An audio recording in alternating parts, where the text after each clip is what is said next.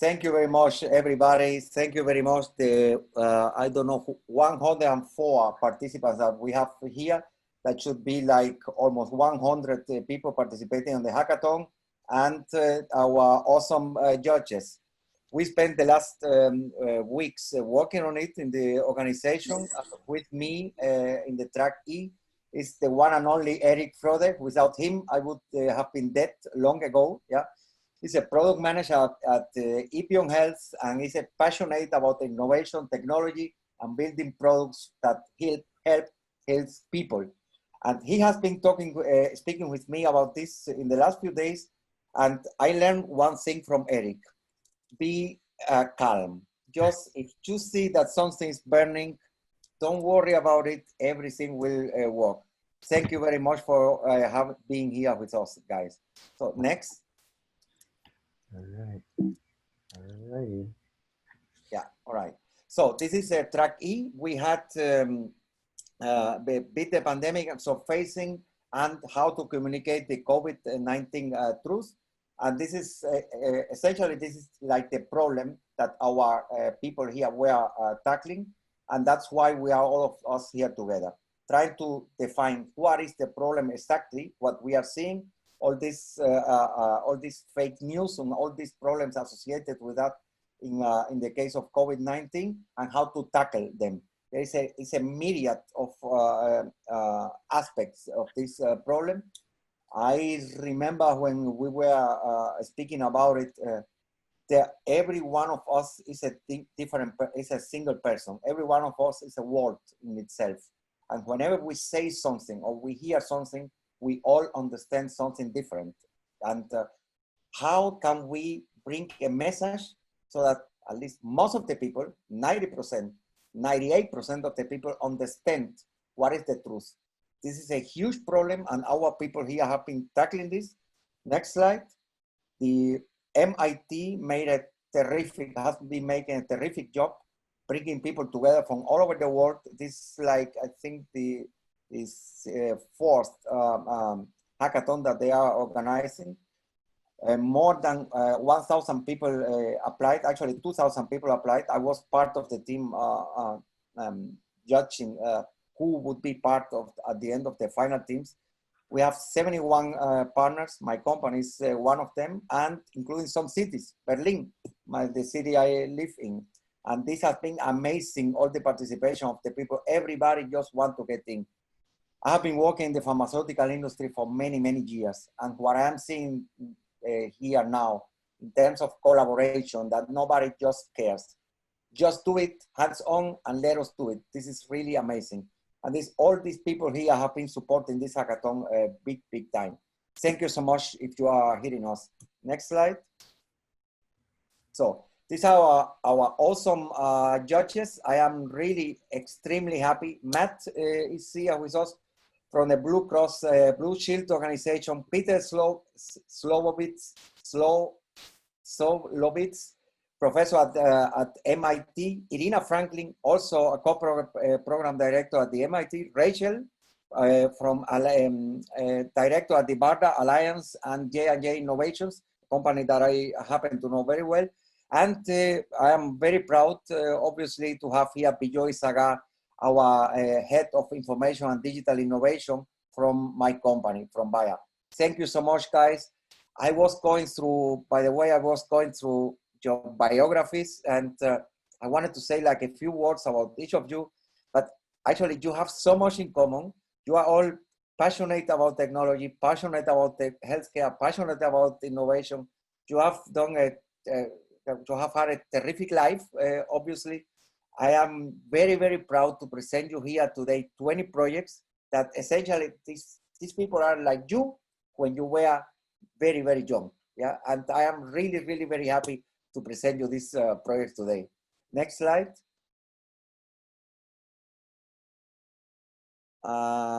Is this the next slide or that was the last one? Yes. And so was the hackathon process. Yeah, people, every one of them had the opportunity in the first day, 2 days ago. Was it really 2 days ago? Yeah, I don't know. It seems to me like 1 week ago. They could come, they could, with the idea, make a pitch, build a team around these pitches. Obviously, some teams struggle a little bit more. I need computer programmers, I need designers, I need, especially in communication, I need lawyers, I need young people, I need my generation rather. And at some point they define, okay, this is the problem we want to tackle and this is the solution that we want to move on, and they went together. It has been a run for all of them. We kept asking for feedback, they kept asking us a question, we tried to help. They made a first pitch just yesterday, I think, probably, 24 hours ago. Then today, not even 12 hours ago, made the same pitch, and they tried to make it better. And now they are going to make the presentation. Next slide. Next. Yeah. And the judging criteria, yeah, essentially, we are looking for things with impact, innovation, able to be implemented, and obviously your presentation must be good. I want to focus on the one thing right at the start, the impact. Is the solution that you are going to present, is it really solving the problem that you want to tackle? Our judges are going to be very, very focused on this. We want to have teams that we believe that they are going to follow, to keep working on it later after this hackathon is over, because we really want to create impact. We really want to solve real solutions for real people, for real problems. And that's why we are all here. Our judges are going to focus on this. Obviously, innovation must be something new, something that everybody else has or has done before. This is not really the thing. We want to create new things because most of you are very young people and you are mixing now with some people from my generation and you are trying to bring together the experience of these people together with your youth, the knowledge of technology, all this passion that you have. By the way, and we have so many passionate people here. I have been amazed by the quality of some of the presentations of some of you guys. We hope you will be able to implement it. Some of you have indeed some prototypes, and some of you went really very far away in these 48 hours. And of course, your presentation must be very, very good. Next. So the presentations, and this is for everybody. If you don't want to be in the presentation and in the final recording, just leave now, please. Everything is going to be recorded. It's being recorded. Multiple team members can answer the questions. You will have 3 minutes to present. 3 minutes. Unfortunately, Eric and I, we are going to cut you after the 3 minutes, and 2 minutes for Q&A. Sorry, but you know, these are the rules. The order is random. We created this random order with a script like half an hour ago, and you will see whenever the first team starts, you will see the second team that is going to present after the first team, and so on. So you will always know, okay, you will present in the next 5 minutes. The only people that have a small problem is the first team, because this is really, you are really the first. But this is the joy. You will be the first, then you are done and you can attend all the presentations. And this is the trait on it. Yes, if you want to present for your team, raise your hand. You know how to raise your hand in Zoom. If you don't know, just Google it right now. It's right there in where you see these people, yeah, these people icon. There you can raise your hand. We have tried this already. I think most of you know how to do it. Yeah, you unmute yourself, turn your video on, please. I hope you have your video on. Yes, probably. I am not sure if we are going to do this with holding and saying a sign of the camera, because I know myself and I start like listening to you. Maybe Eric can do it. We will cut you nevertheless after 3 seconds. And yeah, the winners are going to pick 4 winners per track. And next slide. Yes, so whenever it's your turn, you raise your hand. Yeah, it's right there where you see this people symbol. You will actually, you can unmute yourself. You pitch 3 minutes. You have we present the slide for you. I said it, we said it all the time, just say slide. Don't say please next slide and whatever, slide.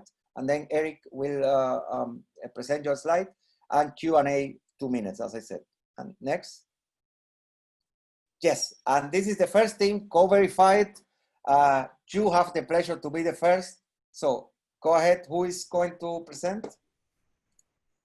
And coming up, yeah, one stop. So raise your hand as the presenter for Team Co-verified, and Jesus will pull you up. And just to clarify, apologies for the typo. There will just be clear there will be 4 winners for this track. We had a large track, so we changed from the 3 to the 4. I think you are unmuted already, Chris, right? Am I? Yeah. Yeah. So Okay. Chris, once you start, I'll start your timer at 3 minutes, and then I will hold up my finger when you have 1 minute left. Okay?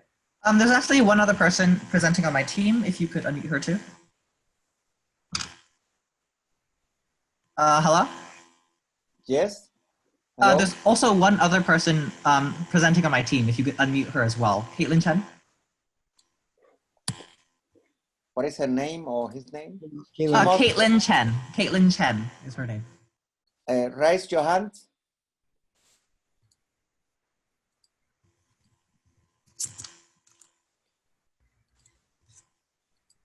Couldn't you unmute yourself? You shouldn't be able to. Oh, yeah. Okay. There we go. Cool. All right, you guys start. Let me know when you want me to switch to your first slide, and we'll start you. Next. Okay. I'm sure a lot of us living in the US recognize this tweet. Just this Tuesday, Twitter added a warning to one of Trump's false claims, breaking years of precedent of giving him free rein to misguide millions, even during COVID-19. But Twitter has been under legal fire ever since. While Twitter's effort is commendable, it's become clear that social media platforms can only do so much on their own in the fight against disinformation. Next. So what about peer-to-peer corrections? The UN just recently launched the Verified initiative, which encourages information volunteers to share verified information with their networks. Unfortunately, for every voice spreading the truth, you will find equally passionate voices spreading lies. Next. We have a secret weapon, experts. In our study of over 40 customers across 9 countries, we found that 87% would support giving experts the authority to add fact-checking labels to posts on social media. Next. We are co-verified, and our mission is to fight disinformation by providing social media platforms with a framework to make vetted experts more visible.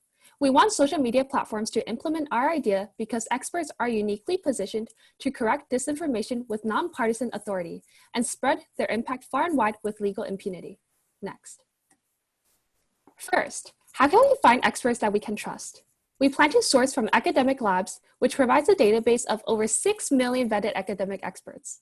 We also plan to recruit medical experts from medical foundations from around the world. Next. Now that we have a list of experts, what do we do with it? Well, when an expert posts or comments on a post on a topic relevant to their field of expertise, they can opt in to display a badge next to their name. The comments are also floated to the top of discussions so users see their input first. Next. But this isn't enough. Users must also be able to see if they can trust a post without having to read more. By indicating that experts have replied to a post, we encourage users who would otherwise scroll by to look at expert opinions. We also provide a search filter that only displays posts that experts wrote or commented on, which can make searching for critical information on social media much safer. Next. But how can we protect against experts that intentionally or unintentionally contribute to misinformation? Well, this is why having many experts dispersed throughout the platform is powerful. Experts can correct experts and even report them. Plus, this is often the result of experts commenting on topics not related to their field of expertise, and anyone can report an expert for abusing their badge. Next. Now, disinformation on social media is a global issue, but our team has both the cultural and technical diversity to tackle this challenge. Next. We believe social media platforms have a critical role to play in the fight against disinformation. But we don't believe your role is to take sides. We believe your role is to empower experts to spread the truth. Not only would it be easy to implement, but you would make your platform a more reliable source of information. If we win, this will be our foot in the door to convince social media giants to pick up our idea and run with it. Social media, it's your move. That is exactly 3 minutes. Cool. Excellent. Right, cool. So very good. All right, questions. The judges, please. 2 minutes Q&A. This is Arena. It's a great unmet need. My question is, if you have experts debating each other on social media, you're not necessarily, or how are you adding value to what you can already find in legitimate research publications? It seems to me that anybody who is getting their news primarily from Twitter may not have the appetite to be reading in-depth expert opinions. Have you thought about that challenge? Yeah, and I think our solution to that is just that people respond to exposure. So let's say that you have someone who gets all of their news from social media like Twitter, and they don't go out of their way to read research articles or anything like that, or read the New York Times or anything credible. But they're scrolling through social media and they're simply exposed to an expert opinion. That in and of itself is enough to sway public opinion, which I think is powerful.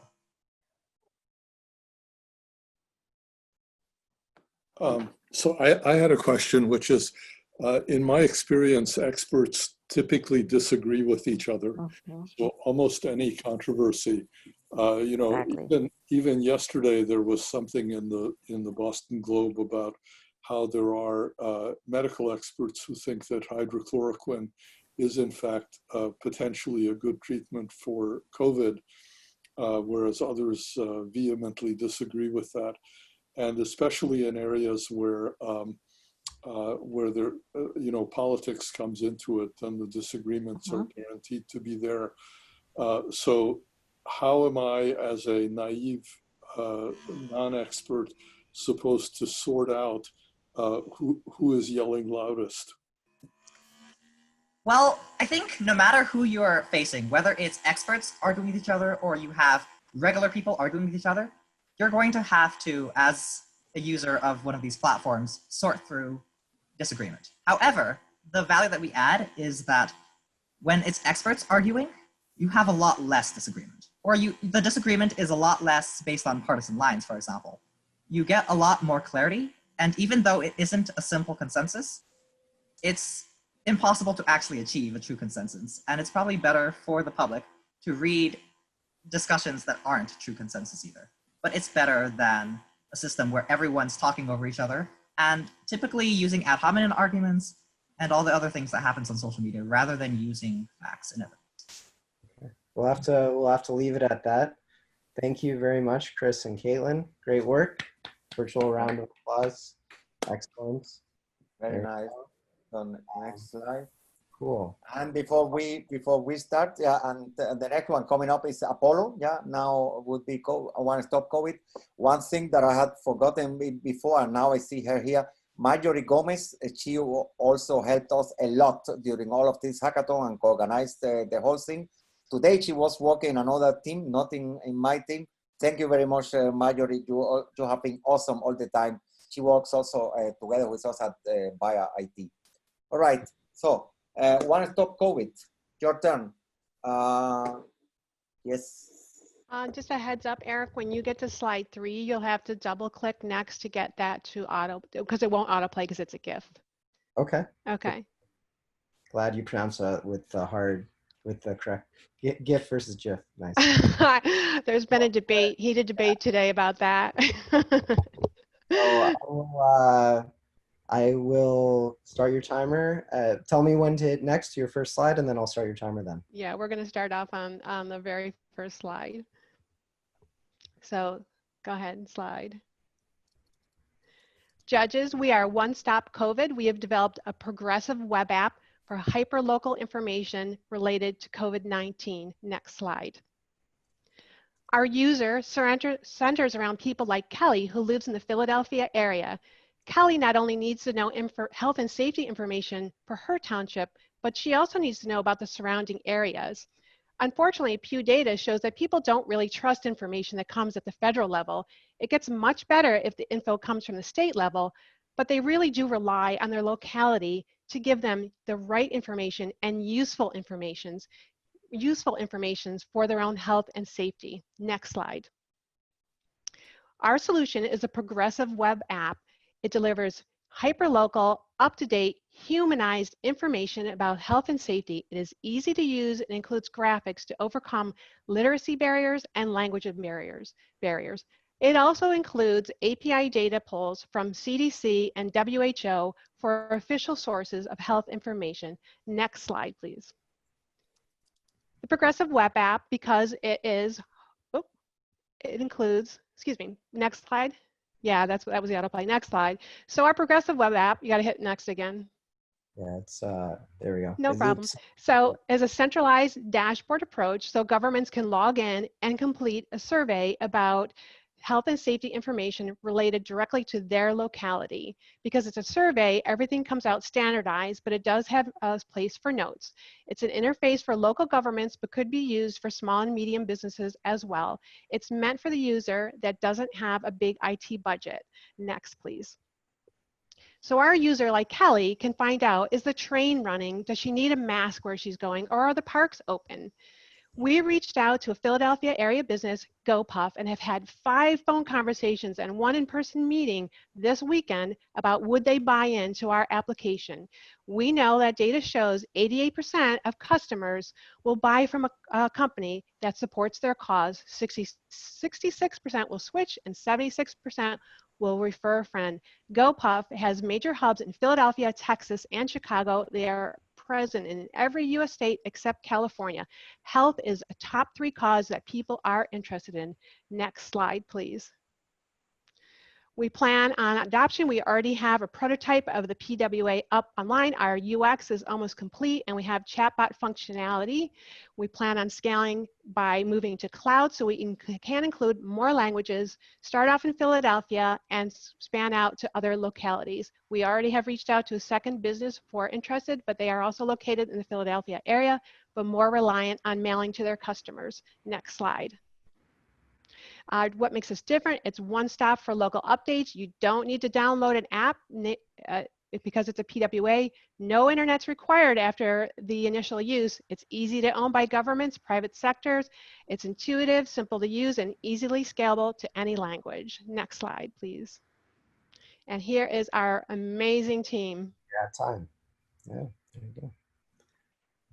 Cool. I gave you an extra few seconds over 3. Technical difficulties. You're a gift there. Sorry about that, Michelle. No so judges, 2 minutes Q&A.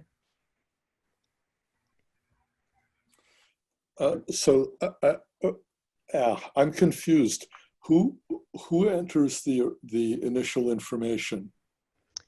We're pulling API data from WHO and CDC, but the locality is responsible for their own information, so it's accurate and up to date, and they can push information anytime they wish.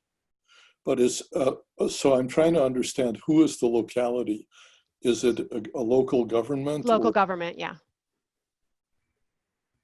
And just to piggyback on that, that would be, it's locality dependent. So each locality would be responsible for entering and updating their own data? Yes. Okay. So today I can get this information at the county level, a place in New Jersey, drill down. How is this more effective or real compared to what I'm getting now?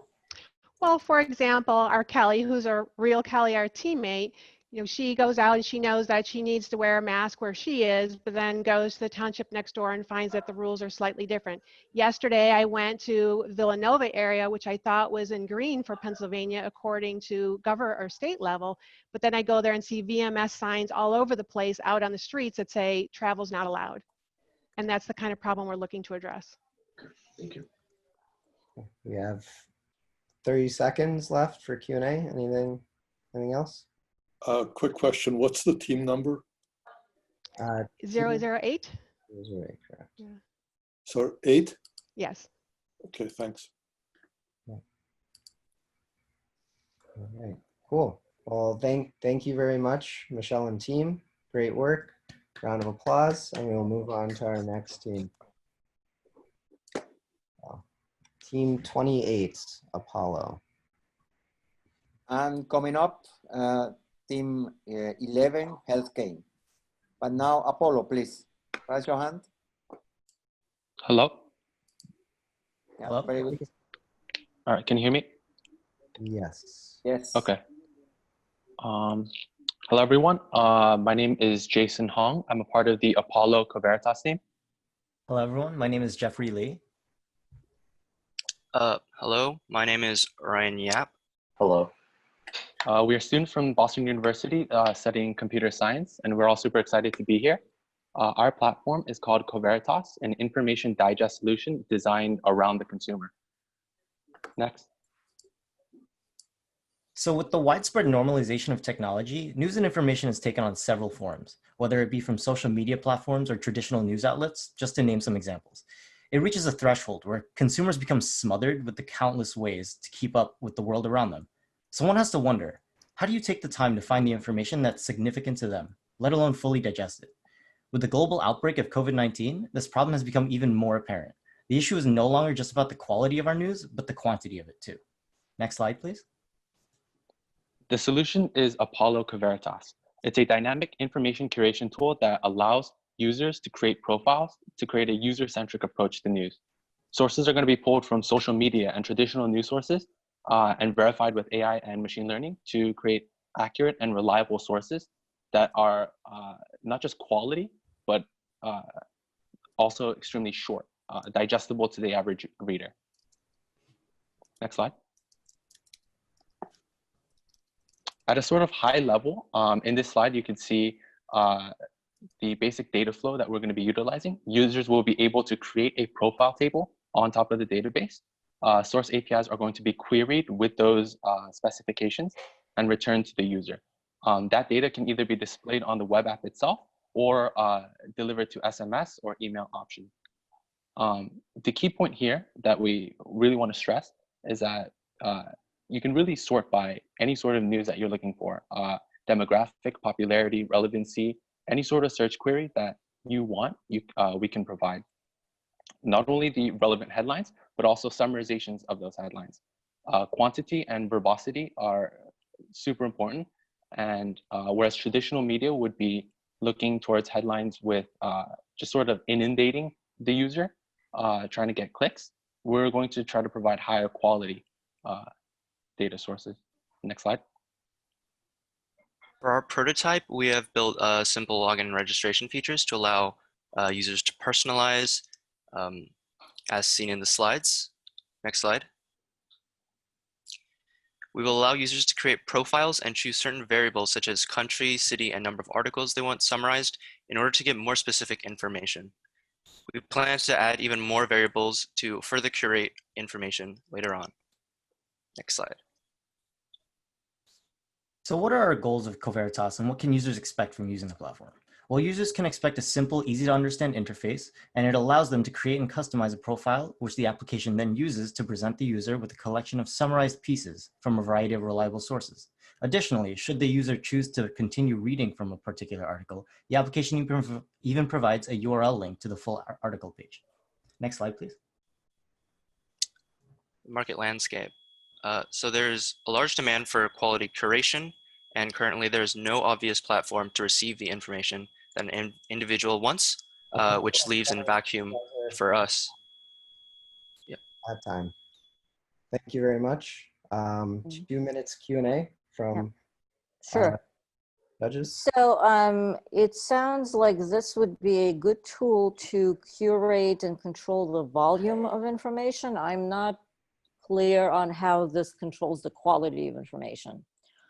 So if you have a high volume of fake news as well as real news, there isn't, or at least I'm not seeing a mechanism that would be able to tell and curate on the validity of the information presented.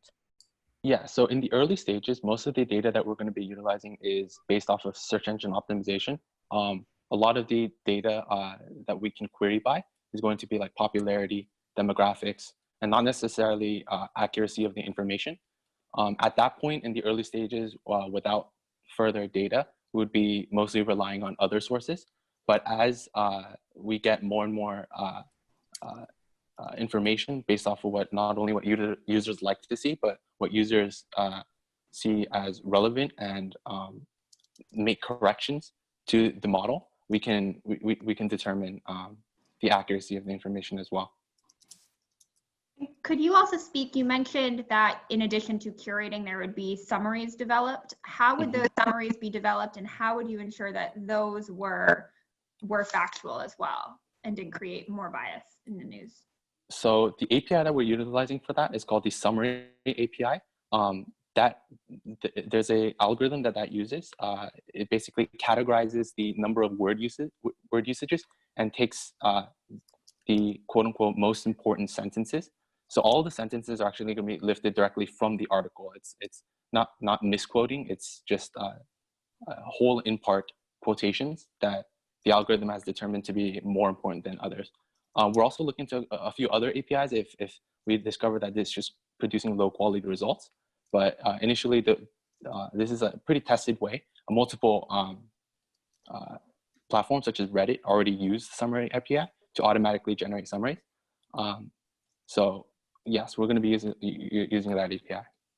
Cool. So I'm seeing that the issue though is still quality. I mean, you're pulling in the interested information, but its quality checks don't occur. Hey Matt, sorry to cut you off, but we're at our two minutes for Q&A. Sorry, I'll make sure No problem. time for the next team just to keep us moving. What's the number? What's the number of this team? We can go back and double check. 28. E28. All right, thank you everyone. Thank you very much. Thanks, Jason and Team Apollo. Very good. Yeah. Cool. Round of applause. Next up, we're gonna have Team Health Games, and following them will be COVID Tri-Hand Database. Team Health Games, tell me when to hit next for your first slide, and I'll start timing you for 3 minutes. Hello to everybody. Next slide, please. Okay, this is Health Games, an initiative from people from Germany, Nigeria, Saudi Arabia, and Uganda. Next. And this is what we are going to address. I think it's very clear. You see African traditional practices, funeral practices, but you see also problems in the north and the west. We are going to change makers. We are going to be change makers in people's wrong perceptions. That is our mission statement. And how are we going to do that? With the help of this app. Please, next slide. Now, what you see here on the left-hand side is the user interface. It's a very simple, straightforward quiz format. You can see here it's a medical game that is used here. And people, there are no barriers. People are familiar with quizzes. Millions of people do this. However, our unique proposition is that we have embedded psychometrics, which we use to measure precisely knowledge development and attitude development over time for a better gamer and learner coaching, but also for providing business intelligence and learning analytics to ministries and our future customers. Who are the users? Next, please. Basically, these people, students, but also professionals in all kinds of sectors. I give you one example. There are 20 million smartphone users just in Kenya, and they spend 4.3 hours per day on the internet. Now, with our edutainment and learning programs and your sponsoring, possibly, we are going to snatch 15 minutes from these 4 hours with our programs, producing, I just calculated this, 5 million gaming or learning hours on COVID-19 per day. Okay, now you can display this, but you can see in what kind of dimension we come, and we have experiences already with these kind of games. Who are the buyers? Next, please. Now here you see a list of institutions that are need in transparencies for their already existing capacity building and training programs. And why should they buy? There is actually no impact monitoring about what people actually do learn in these programs. And just check with your own HR department or training department. Almost for sure, you have the same picture there. This is a statement of UNESCO. We are all driving blind because no analytics are actually in reality used in our systems. And we are going to change this. Implementation will go on like this. Please, the next slide. And you're at Leopold. Okay, so here you see the implementation. Leopold, you have 3 minutes. Thank you, though. Great. 2 minutes from our judges.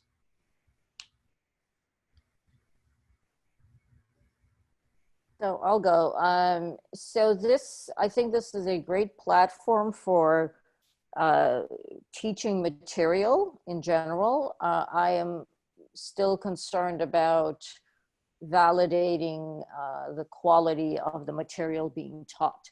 I think the issue with COVID is that it is a new disease with a lot of misinformation out there. So I think this tool is a great approach to educating young people on something that is much better studied. I'm not sure that this answers the question of how do we know we're teaching them the correct information. Well, in fact, we are using this tool already in medical education. I mean, here in Germany, Right. multiple choice is the preferred methodology in medical education, and so we can address these issues. There will be a peer review process while producing these games. So we already work with doctors here in Germany and also in Africa in order to secure quality of these games. Yeah, I think the challenge being that the medical review has already been done. I think the point though is that the COVID information is just not overly current right now, right? So. I'm also concerned that I don't understand the motivation for people to use these games. And so I don't know how you're going to get 5 million hours a day of user time. Well, these are incentivized games, so people win prizes. You know, in these games, you have all kinds of motivational mechanisms, badges, prizes, celebrating. We have institutions competing against each other, university against university. We did this in Abidjan, in Ivory Coast, and we had actually the Ministry of Education was wondering whether we should shut down the games in the night because there was extreme gaming going on. So I mean, if you check these gaming, you know, you have how is it called in South Korea? E-gaming, electronic gaming. Now we want to do knowledge gaming. It's time, and this is our perspective for 2021. We want to launch the Pan-African Health Knowledge Tournament. And we can do this in all languages that are available there. Cool. And on that note, at the moment, we have it in 4 languages: Arabic, English, French, and German, and Chinese. Thank you very much. Leopold. Thank you very much. Awesome. Health Games, congratulations. Virtual applause. Can you please confirm the team number again? Sure, we can do that right there, E11. Thank you. Yep, no worries. Go ahead to the next. And going there, I was just browsing who's here, and I found 2 more members of the people that have been helping here and co-organizing this. Kiliana Susart is one of them. She spent the whole week essentially running this from here, from Germany. Thank you, Kiliana. And Michael Gobran, that also helped us a lot in the way. Thank you very much, guys. So, and the next one, yes, team number 17. COVID 300 database, and coming up, team number 10, tailors. All right, team 17, please. Hi, I'm Julie. Can you hear me? Yep, we can hear you. Let me know when you want me to switch your first slide, and I'll start your timing for 3 minutes. Okay. I have to give the slides, or you have the slides? I have the slides. Just tell me when to. Sorry. When I'm ready. Okay. Yep.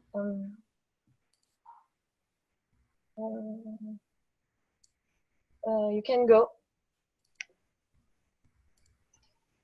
So I'm presenting to you the COVID Tri-Hand database. The COVID Tri-Hand Information System database to connect science, scientists, and people everywhere. Next, please.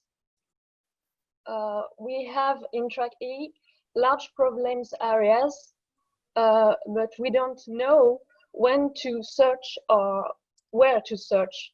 So we have 3 things to do to get faster and efficient response. We have 1, to connect people, 2, to connect data, 3, to connect ideas. Next. The solution proposed by this database is, as information is gathering everywhere, we need to give the right information to the right person. We propose to create a collaborative connected database where each people, researchers to common people, not only can check information validity from existing source of information with keywords, but also collaborate to scalable information when giving scientific article quotes and proposal to help gain time. The principle is to give and take, but also to give and share to receive information. We have 3 sources, 3 hands of information that could be connected. Repurposing database, we have existing database, and we have also the last one, clinical trials candidate drug bank. Next. This is the overview of the database. When connecting every drug bank, you can see repurposing candidate drug bank, clinical trial candidate drug bank, and official databases and new databases connecting each other. Next. So the needs for this database are as follows: checking to most recent data to optimize the search results, new or recent databases, repurposing drug banks, recent FDA approved list of drugs, form a clinical trial drug bank. And then the results for this database will be to present search results, overview of articles and drug of interest for drug result via sheet share for people, for researchers, and responding to general population questions via mail or written feedback via this database. Next. This is the short video for Tri-Hand database concept. I don't know if the link works. Okay, we can attempt. Thank you. So this is a prototype of the COVID Tri-Hand database.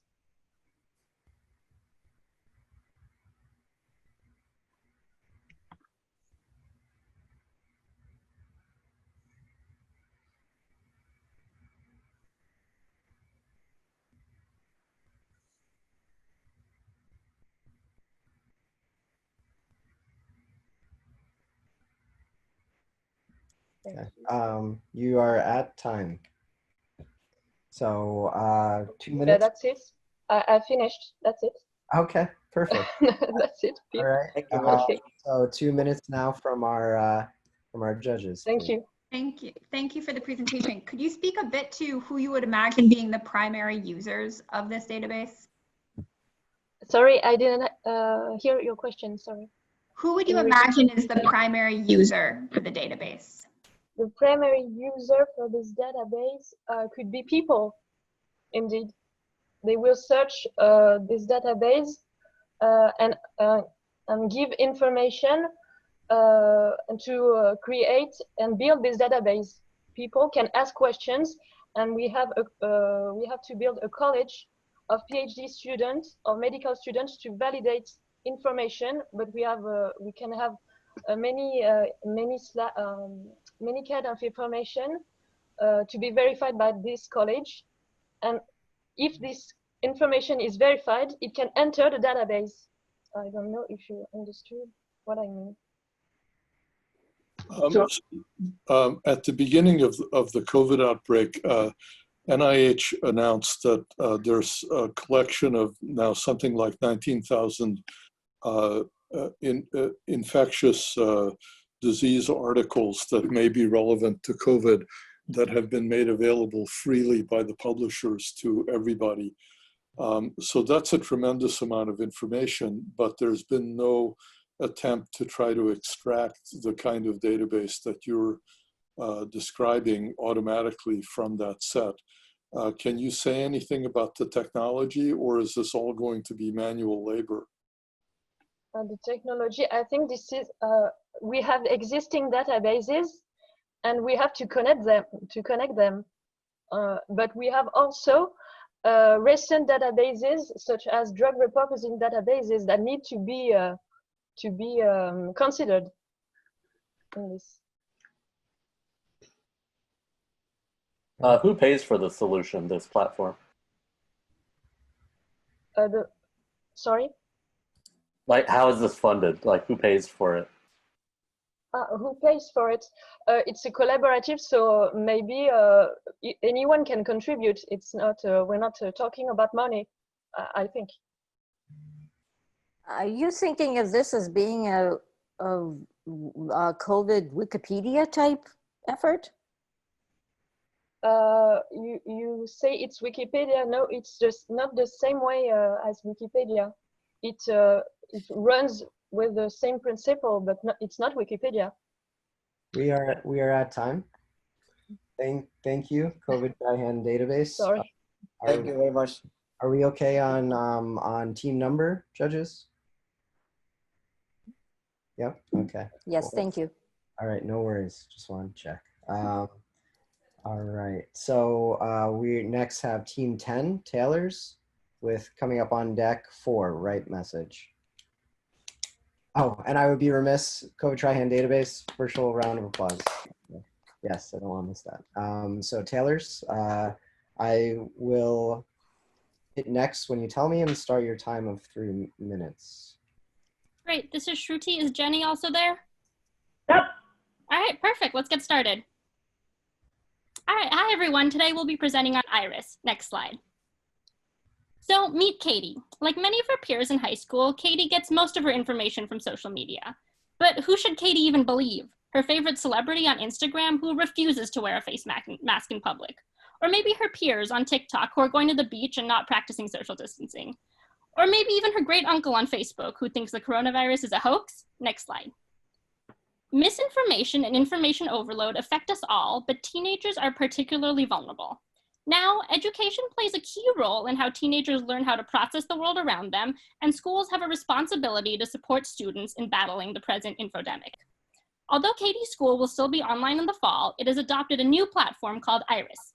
In order to provide verified information and promote behavioral change in teenagers, Iris provides an engaging platform that breaks down complex science into interactive activities. So how exactly does Iris work? Next slide. We create a profile for each school and assess how receptive their students are to science and health guidelines. When Katie logs in each week, Iris shows her materials custom tailored for her school, targeted to dispel the misinformation prevalent in her community. The lesson concludes with specific behavior recommendations designed to reduce Katie's risk that are achievable for her. For the rest of the week, Katie will work with her classmates to compete against other classes in adopting the behavior. Katie, however, isn't the one paying for Iris. Our business model sells directly to school districts. Next slide. We plan to grow in 3 phases. First, if selected to continue, we will launch a pilot program with 1 school district to establish proof of concept. Next. In our second phase, we would expand to other high school districts around the world, recognizing that different subpopulations may have different needs. We estimate that we'll be cash flow positive with about 12 schools signed up. Next slide. Our third phase focuses on scaling and improving the technology. In the long run, we will look at partnering with organizations in the educational space to boost our brand and incorporate other revenue streams. Iris 2.0 could include machine learning to help curate the content feed, which also makes us more scalable. Next slide. So in sum, Iris is a teen-friendly approach that leverages community-specific resources, and we aim to become the trusted misinformation mythbuster in high schools. We are a diverse team that is passionate about communicating accurate information, and we are looking for support and resources to develop our prototype and launch our pilot program. Next slide. So let's check back in with Katie. It turns out she was an asymptomatic carrier of COVID, and she took what she learned from Iris to persuade her friends to avoid the beach. Today, the challenge is battling COVID-19 misinformation, but the next challenge could be climate change or even something else unpredictable. Regardless, Iris will be there to open our eyes to the truth. Thank you. Cool. Great. 2 minutes, 52 seconds. So we've got 2 minutes of Q&A. So again, the question of how this is a snazzy tool that I can see would be very appealing to teenagers, but it does not necessarily answer the question of how do you validate accurate COVID information from all the other COVID information that's out there. So the idea is really to source from trusted sources. And at first that would probably be something manual, especially for the pilot, where we would have maybe a community engagement team that goes through the resources, kind of fact checks and kind of make sure that the information is coming from trusted resources. In the future, we could also definitely incorporate machine learning and stuff like that to kind of see what the prevalent information in the community is, what prevalent misinformation myths are, and then just kind of making sure that stuff is filtered out. And also, I think the important thing here is teaching teenagers how to recognize the fake information for themselves and teaching them how to look for accurate sources. So how would you do that? How would you train the teenagers to recognize misinformation? I couldn't see that from your presentation. So one of our slides actually had like a little prototype that's probably hard to see, but for example, one of the modules could be recognizing misinformation, and they would have to maybe read a series of articles. I think the UN recently called all of this an infodemic and has some suggestions of how exactly you can figure out what are trusted sources and what are not. So they could probably like read a couple articles, see some sources, and then maybe complete a quiz or two. And that could be the very first thing in the learning module that they have. So it's kind of like setting the stage for them to trust, to figure out for themselves what is valid. High school school system budgets are typically pretty low. Are you looking at this from a private school type of perspective or a public school? Could you just speak to that for fun? Our current target is, first target is public school, because we didn't want to continue to contribute to resource mismatch in different neighborhoods between like poor and rich neighborhoods. We know that in schools, it has a long sales cycle. So I've worked with some government sales cycles previously. And so schools in some ways are not the same, but in some ways are somewhat similar. We do have plans in the future to explore partnerships with educational institutions. And I think if we can incorporate AI to reduce the manual labor, then it becomes a more scalable solution. So we don't need very much from each individual school to provide it. So the current numbers we were playing with was only looking at about $5,000 or $6,000 per school. And with that, we are at time. Thank you very much. Awesome virtual round of applause. Thank you, Team Iris. All right. Right message is coming up next. Team number 4. And then following them will be Team 29, Women Who Hope to Help. So right message, let me know when to switch to the next one. And I'll start your time for 3 minutes. Okay, next. And go. One more. Who were the last ones chilling in the parks? Next slide, please. Who were the last ones chilling in the parks of Berlin, enjoying spring break in Florida, or celebrating lockdown parties in the UK, while everyone else was already in lockdown?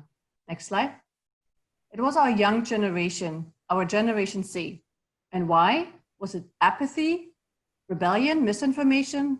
One reason is that misinformation that young people are less likely to be affected, even so correct, was misleading because it leaves out their social responsibility and therefore is putting everyone else at a higher risk. Next. Gen Zs make up about 1/3 of the global population. They consider themselves global citizens, and they're generally aware of the impact on society. So how can we make virus information more relatable to them and trigger their inherent sense of social responsibility? Next. We will make the invisible visible. We will make the invisible risk of contracting and spreading the virus visible with our smartphone app called Know Your Risk. Our platform allows them to bypass the flood of information and instead shows them that their actions truly matter. Next. In the platform, the Gen Z user will enter simple personal health information about themselves and those they're in contact with and their plans for the day. This information will be analyzed in the context of COVID-19 daily data. Scoring rubrics and graph theory algorithms will calculate the risk for each person. They can then toggle between the different behaviors to see what the impact of their behavior is on their own risk and that they are the ones they are living with. Our solution is quick and easy to use. It utilizes free and reliable regularly updated databases, and it can be expanded to address other risky behaviors. Next. The solution is a free service application with paid ads that will be promoted via the Gen Z ecosystem. We will be limiting the data gathering. And next, here's how we measure our effectiveness. Next, our team is a diverse mix of passionate people from entrepreneur and psychologist to a mathematician and educator, a data scientist, and a sales and marketing professional.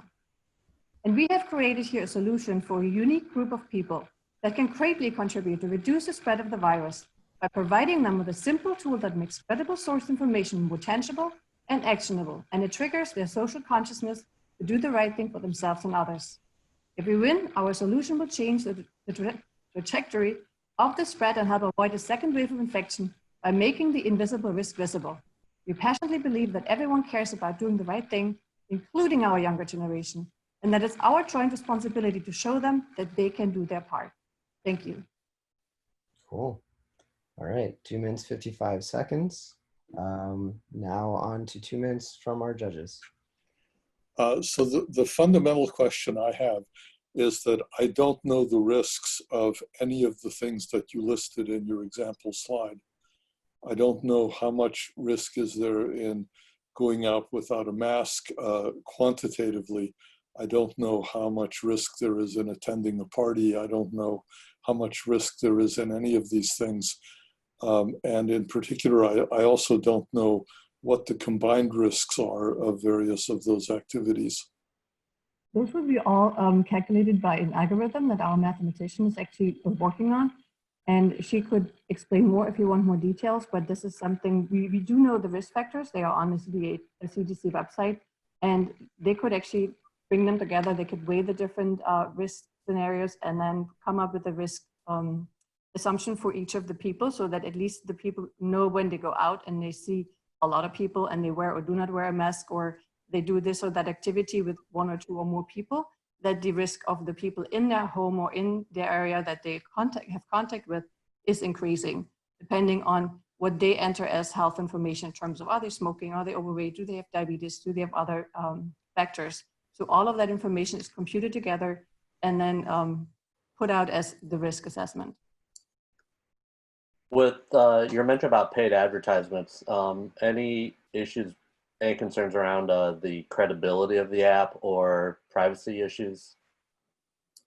We don't think so, because paid ads are everywhere in every smartphone app, and nobody has mentioned any issues like that in the past. And what was the other question? Paid ads and data privacy. We are not collecting the data. So it's anonymous data. So every time you go in, you enter your situation, and then it's going to be risk assessed based on the data that we have from the databases from the CDC. But we're not saving where they're going, what they're doing, who they're entering information about. Could you speak a little bit about the presentation layer? Is it going to be heat maps? How would you know that these risk factors that we talked about are easily presented so people know how these behaviors are impacting that group? Sandra, would you like to speak to that? We are at time, unfortunately, for a Q&A. But thank you very much, Daniela and Right Message team. Thank you. Excellent. We will jump to team 29, Women Who Hope to Help. And then on deck is 15, WebMed. All right, ready. Hi, guys. So we are Team E29, Women Who Hope to Help. Next slide. Next slide, please. Government agencies play a large role in protecting the public's health and regulating our ecosystem. But, next slide. The problem is most people resort to social media platforms. Fake news is everywhere, and this increases the spread of misinformation. How do we combat this? Next slide. We provide a solution in offering accessible sources of critical information while implementing in a timely manner and keeping budget in mind, while also maintaining users' engagement, making it easy to use and understand for the masses. A recent study conducted by the Associated Press NORC Center for Public Affairs Research suggests Americans trust information from the CDC and their own doctors the most. Next slide. We found that the current CDC mobile application fails to meet the current pandemic needs. This discourages the user of using the application and it creates adverse behavior. Next slide. Our solution is creating a new CDC mobile application redesign, designed for current and future pandemics and resurgences. Restructuring the user experience and user interface will guide users easily to relevant and important information while promoting the use of the CDC website and application. The spread of disinformation while promoting positive, healthy behaviors. Next slide. Our diverse backgrounds professionally, academically, and culturally have provided us the expertise to create and implement a redesign supported by science. How do we help? We have created a more approachable and accessible design that increases the overall usability of the application by making the interface more intuitive. We created a large success range, but most importantly, we don't require users to be perfect in order to succeed. We design and support goals to help communicate the end goal information to users. These changes include an explicit separate page for COVID-19 and general CDC information. Next slide. Easy to access critical information such as the latest updates and symptoms in one click. Next slide. A bookmark feature and share option where users can save, share, and refer back, such as tips on how to protect oneself, articles, facts, and data. Next slide. We've also made it easy for users to utilize the CDC's self-check feature through an explicit call to action button. Next slide. Our solution is more usable, more approachable, and therefore a more frequently used application that disseminates the truth about COVID-19. Next slide. Our solution increases the widespread of positive, healthy behaviors. It works off of an existing platform. Importantly, this can be implemented now and also for future pandemics and resurgences. Ultimately, this furthers the CDC's reach, especially with vulnerable populations. The ball is in your court, CDC. Thank you. All right, that is exactly 2 minutes, 58 seconds. Excellent. And our judges, 2 minutes for Q&A. So is your plan to convince the CDC that their current app is suboptimal and that they should pay for this one? Yeah, that's correct. And how successful do you think you will be?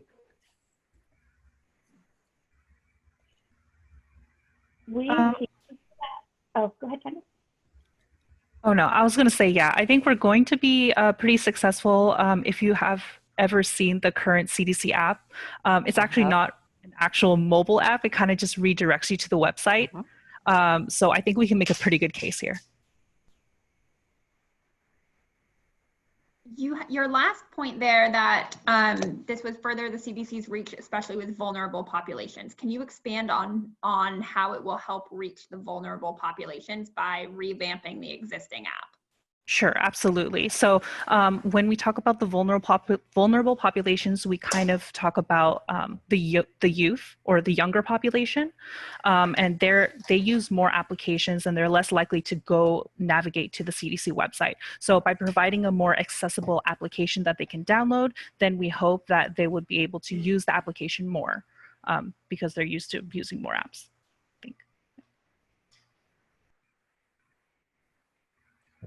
We still have about 30 seconds. Any other comments, questions?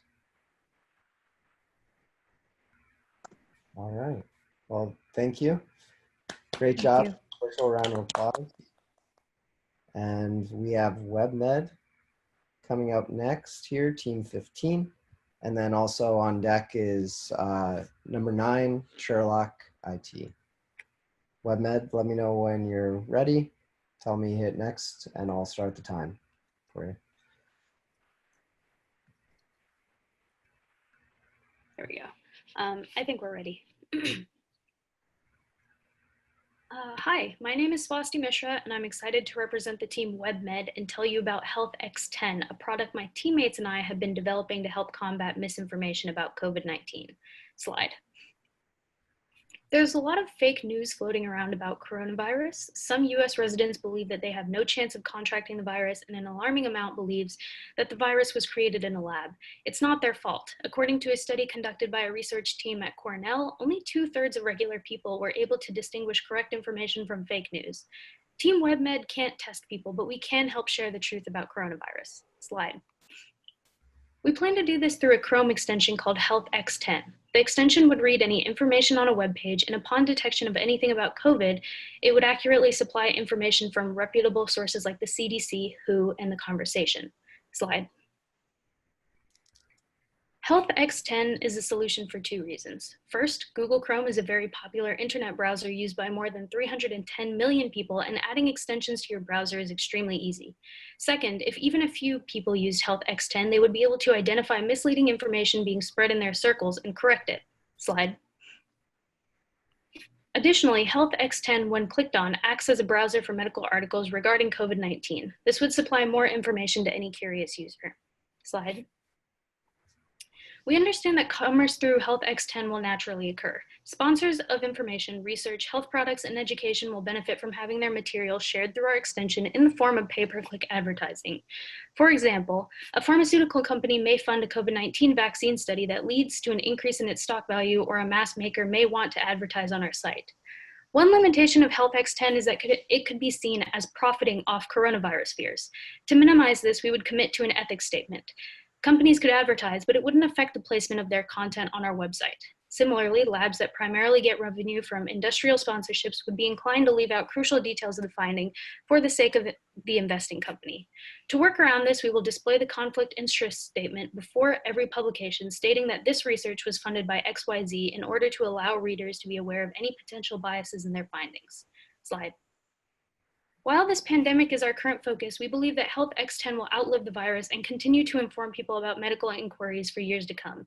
During this pandemic, we will primarily focus on updating the extension with COVID-based information. Once coronavirus has ramped down, we'll begin branching out to updating other aspects of medical misinformation. Through this time, we'll work to integrate ad space into our website and find sponsors. This will help fund our work. Slide.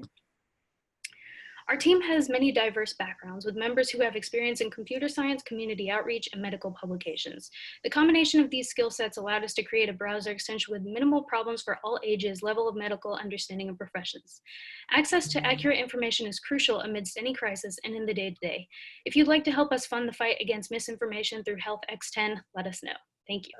Oh, there we go. All right. So, great. 2 minutes for our... Much of the misinformation is going through social media platforms outside of websites, right? WhatsApp and Instagram, etc. How would this solution interact with those platforms? Yeah, so while you can't necessarily put a Chrome extension onto an application, I think a surprising number of people actually access websites like Twitter and Facebook and Instagram online. And so basically, if at least one person within a social media circle was doing that and they saw someone on their feed sharing misinformation, they would have the ability to share the correct answer and clarify that for all of their followers. So I'm a little worried. This reminds me of buying AdWords from Google, but they don't have a great history of being able to filter those for legitimacy. And so how do I know that the information that these people who are going to fund this is going to be accurate? So do you mean like having advertising that is false? Yeah. Okay. I think, and that kind of goes with our commitment to ethics, is that we would have some sort of system at looking at ads and proofreading them before we put them on our site. And that would help clear up any problems there. But of course, that's a well-known tar pit. You know, Facebook has been trying to figure out how to avoid having to do that vehemently because it doesn't scale very well. Mm-hmm. I think a lot of Google ads and whatnot have a little button on them that say, I wouldn't like to see this ad anymore. And that could be a solution for us in the meantime while we work to figure out something a little bit more long-term. But I think you're potentially missing part of the point. It's not the willingness of the person to see it, it's the ability to validate the quality of the information. And that we're at time. But Team WebMed, thank you very much. Round of applause. Excellent. We have Team 9, Sherlock IT, with on deck 23, Oasis. Team Sherlock IT, let me know when you want me to switch and I'll start your time. Yeah, how do I?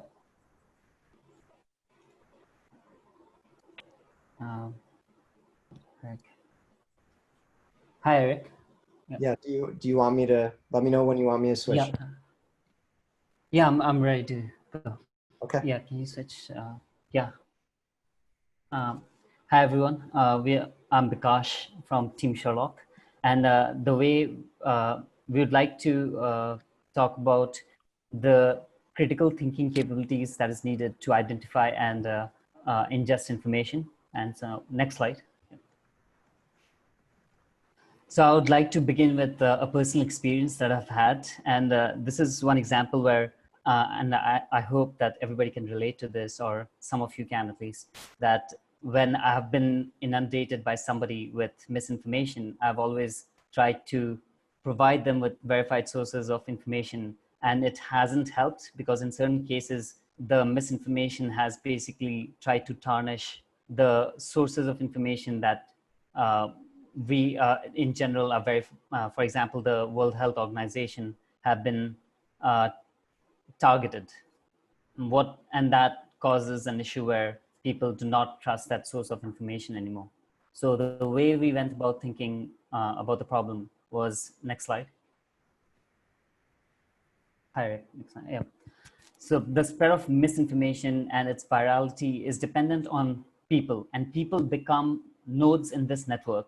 And then they form the critical link that ends up propagating that misinformation.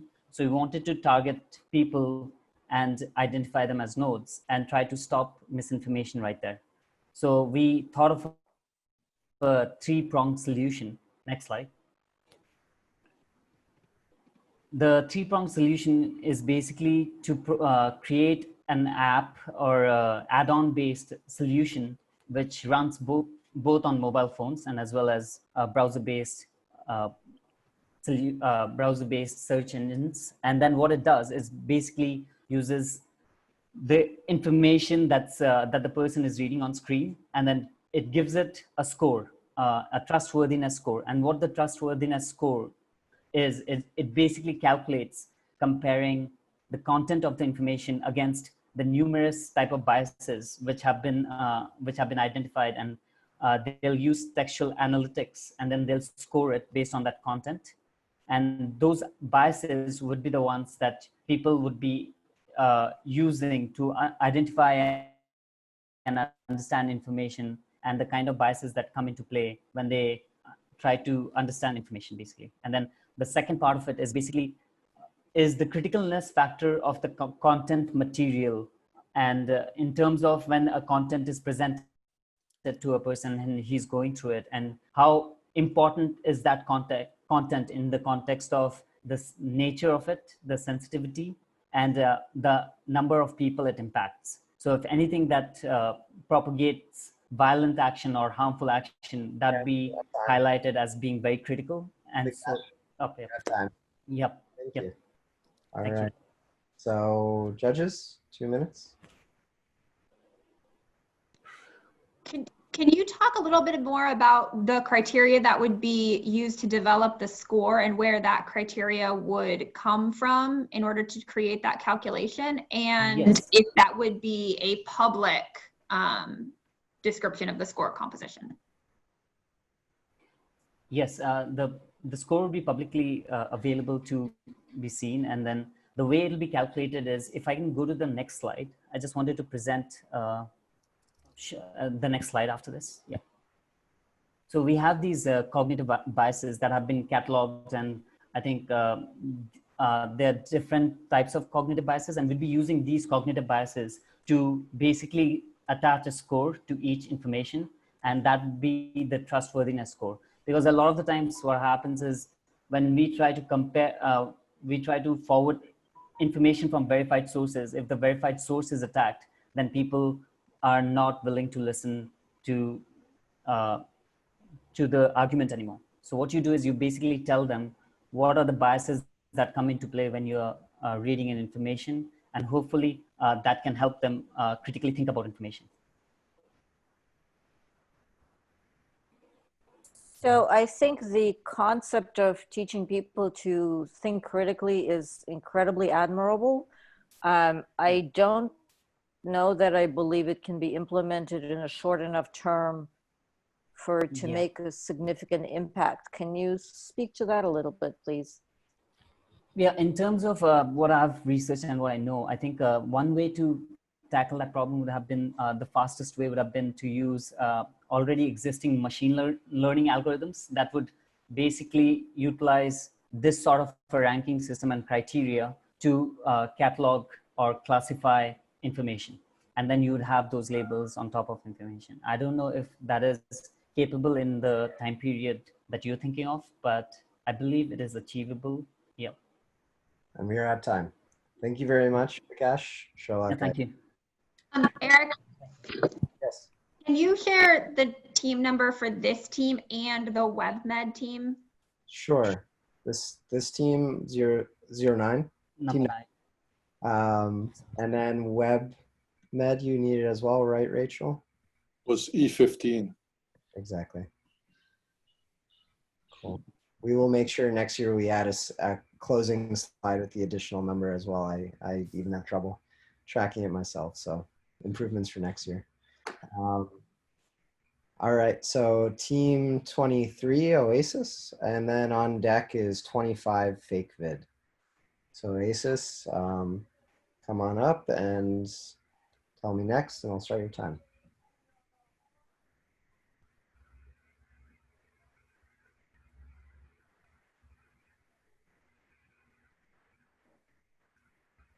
Can you move to the next slide first? Thank you. Okay. In April, I stopped checking the news. If I graphed how well informed I was over time, it would be something like this. In the beginning, I could tell my friends the most recent updates and how far the virus spread. But as time passed, everything became so political, controversial, and overwhelming that one day I just stopped. Next. It turns out I wasn't alone. 43% of adults in the United States feel emotionally worse after reading news related to COVID-19, and 7 in 10 people take breaks from the news. This might have resulted in why so many people and adults in America didn't know that Congress passed a bill to increase unemployment benefits. Next. Information fatigue has big consequences when people can miss crucial updates. So our solution is a calming dashboard homepage that just gives you the need-to-know information every time you open your browser. Next. Welcome to Oasis. After you download our Chrome extension, from now on, opening a new tab will look like this. Media outlets often want to stir up emotions and keep you clicking, while this extension gives you a short list of objective information you can see on the right. We created this by asking ourselves, what do people really have to know? Next. Our answer is 3 key things. First, recent updates to local policies, using a database built from scraping websites from governments and medical authorities. Second, information that impacts our health decisions from reputable sites such as the CDC. And finally, the most discussed news headline of the week. Next. This dashboard solves the biggest pain points that cause information fatigue. For example, it takes the burden off of you to stay actively engaged every day after day, automatically providing the option to get updates every time you open a new tab. Oasis is customized by location. Rather than information overdose, we only provide what you need to know. And rather than adding to your stress, our interface is a calm in the storm. Next. Our revenue stream is based off a freemium model, where users can upgrade to premium features like additional filters for $1. To encourage users to contribute to the fight against this pandemic, those who donate to COVID-19 aid will have trees sprout on their floating islands in our thanks. Next. Our cost structure includes the initial costs of development and the recurring costs of maintenance. We target Chrome users who are interested in small amounts of news, and we reach them through the Chrome Web Store and through word of mouth. Next. In the future, we will expand our location database, increase language accessibility, and add an occupation filter. After the pandemic, users will still find this clear and objective source of information valuable. Next. As a team of software engineers, designers, and business thinkers who all felt the need to simplify, we created Oasis, a peaceful and powerful homepage with need-to-know updates. To combat information fatigue and help people make informed decisions, Oasis is the calm in the storm. Thank you. Oh, there we go. 3 minutes, 1 second. There we go. Excellent. All right, judges, 2 minutes. Q&A. How do you reach, I guess, non-Chrome users? So if I'm on a mobile device and using Safari. Sorry, could you repeat the question? I think we missed it. Yeah, the question was, how do you reach non-Chrome users? So if I'm on my iPhone and using Safari. So the idea would be perhaps to extend our product development to include extensions for other browsers as well. We began with deciding on developing a Chrome extension akin to a lot of other products out there. Yeah, currently Chrome takes up about 62% of all web browser usage out there. So we thought it was the right choice to start off with. And what would you be using for sources of information? So I like the concept of sort of a simplified data flow, but what data are you actually leveraging? I could answer that. So there were, like we said in our content creation, we wanted to talk about the regulations in your locality, which would come from the local governing body of your region. Also because we assume that they will be the best to tailor the message in a way that's effectively communicating it to the community. The second is health updates from the medical body of the country. For example, in the US, it would be the CDC because we trust them. Most people trust them to be legitimate enough to give you medical advice. And the last would be the most discussed headlines, which would probably come from scraping either Twitter or other news sources, traditional and social media, for what is trending that week. As just so you keep up to date with what everyone else is talking about as well. Third piece though, how do you protect that against misinformation, that third most talked about news headline? The hope is that if it's the most talked about news headlines, any discrepancies will be identified via the system itself. Misinformation generally is not propagated beyond a certain extent, or at least at a global level. So we are hoping that the most discussed headline is not susceptible to misinformation, at least at that stage. All right, we're at time for Q&A. Thank you, Team Oasis. Round of applause. Excellent. And we will go through the appendix and on to Fake Vid, Team 25. And then on deck is COVID Busters, Team 22. Hello, am I audible? We can hear you. Let me know when I should hit next and then I'll start the timer. Yeah, I'm ready. Please hit next. Have you encountered rumors about COVID-19 through a social media post? I do. Are you prompted to share that with others instantaneously? Well, the next time you receive a post, verify it with Fakeview, your go-to app for COVID-19. Next. Statistics show that there are 60 billion messages being forwarded through WhatsApp and Facebook alone. Out of those, 22 billion are related to news and media, and out of which a whopping 30% are fake. Next slide.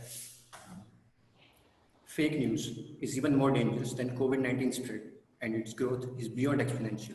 Next slide. This results in disputes, confusion, anxiety, fear among the general public, and acts such as mob lynching. Next slide.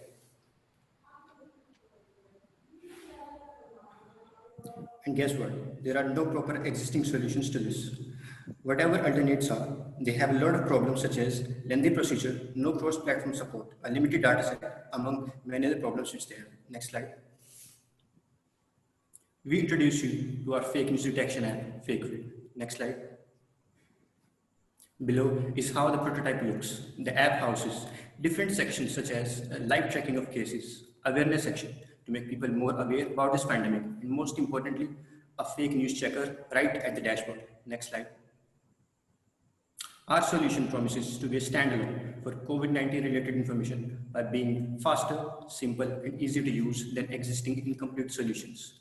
A robust deep learning model caters to most of the news, providing an accuracy of 94% as of now. Next slide. The most important feature is that the user can verify all of our doubts by just a tap of the detect button, which gives the user the output of the text along with a confidence score. We found no other solution doing that in our research. Our model aims to understand the meaning of the sentence rather than just matching the words, as you can see in the above picture. Both sentences convey the same meaning, but they are written differently. But still, the result is the same. Next slide, please. Every smartphone user is an end user of our app. Next slide, please. We have thought of various business models such as freemium, user data monetization, source platform monetization through user traffic, revenue generation from directing users to the true news service providers.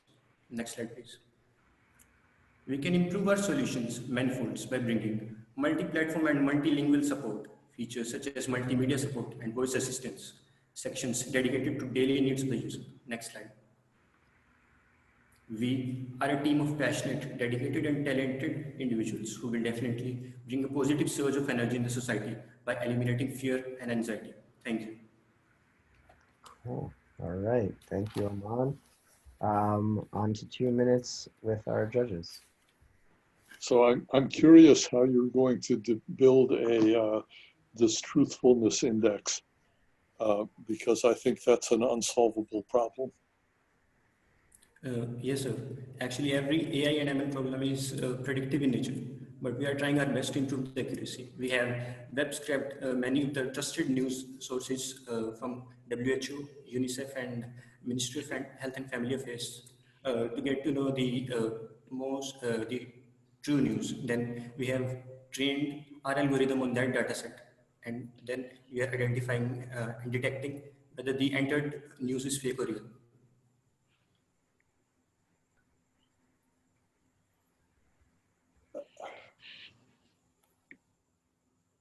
Okay.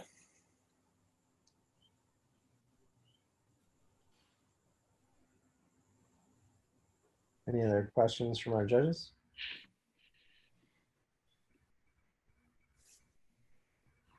Oh, what was the team number? Aman, we can I can switch back. We have quite a few. 0 to 5. 25.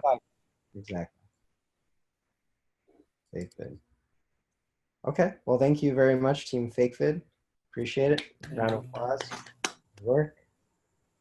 And we're going to go through your backup here, just going through many of the technical details, and then we will look at Team COVID Busters 22. Yeah. And then on deck is 13 Infocov. Cool. Hello, can you hear me? We can. Tell me next, and I will start the timer. Cool. Next, please. Next, please. So how many of us have read a scientific article or journal and not fully understood it? I'm sure most of us have at times had trouble in comprehending a research journal due to all the complex scientific jargon and terminology which they often use. There is therefore a significant barrier of knowledge between researchers and the public. Next, please. We have therefore introduced a middle ground between researchers and the general public, Know It, especially during the coronavirus crisis, where new research is being published on an almost daily basis, and public interest in scientific research has never been higher. We believe that providing a platform where we can provide summaries of recently published research papers and articles in an easy to read and understand format is a vital source. This will allow readers to move away from reliance on social media and news networks for information, which can often be very biased and misleading, and still be able to keep up to date with the latest scientific knowledge as it's being published. Researchers themselves will also benefit from being able to gain more popularity on their work than can be found through just publishing through traditional journals. Next, please. This is what our layout design would look like. where users can see the articles available to them and click on them to find a short one-page summary. The level of jargon we use within the summary will be limited, with keywords we find vital to the article being highlighted with a clickable definition pop-up to give readers an educational factor within this as well. Next, please. To implement this, we would look at the most cited coronavirus articles on Google Scholar and initially focus on creating summaries of these. We would hope to gain popularity by advertising on social media platforms as well as university newsletters. Next, please. Following this, we would hope to start including 1 or 2 minute video podcasts summarizing the articles from the original authors of the articles in order to expand the range of media we offer and allow users to engage with our offerings in different ways. Next, please. We aim to raise money from this project initially through partnerships with companies such as think tanks or Swissnex, who support the outreach and active engagement and international exchange of knowledge and talent, and then expanding into donations through crowdfunding, and finally advertising when traffic on our site is high enough. Next, please. So in conclusion, knowledge to the masses, that's how we're going to beat coronavirus, and that's how we believe our solution will help in doing this. Thank you for listening. Next, please. And this is our team who have worked very hard for this. Thank you very much. Cool. Great. All right. 2 minutes from our judges. So my first question is, sorry. No, please go ahead. Much of the publications that are coming out now are not peer reviewed. So how do you actually ensure that there is some sort of a quality vetting as you do this process? We would make sure that we take these mainly from peer-reviewed journals in the first place, so that we can ensure that they are from reputable sources. Yeah, so we'd ensure that there would be the journals we picked from would be thoroughly researched beforehand to ensure that we are not using anything that may not, but that may be using false information. So we'd make sure that they are well-recognized journals. And who would be writing the abstracts or the summaries? So I think we would hope that we could get some of the original authors of the articles on board in order to write their own abstracts, because they would also gain popularity of the articles. But where that's not possible, we would have like PhD experts who have knowledge of that field. And if we could bring them on board in order to write a variety of articles, that would be our plan.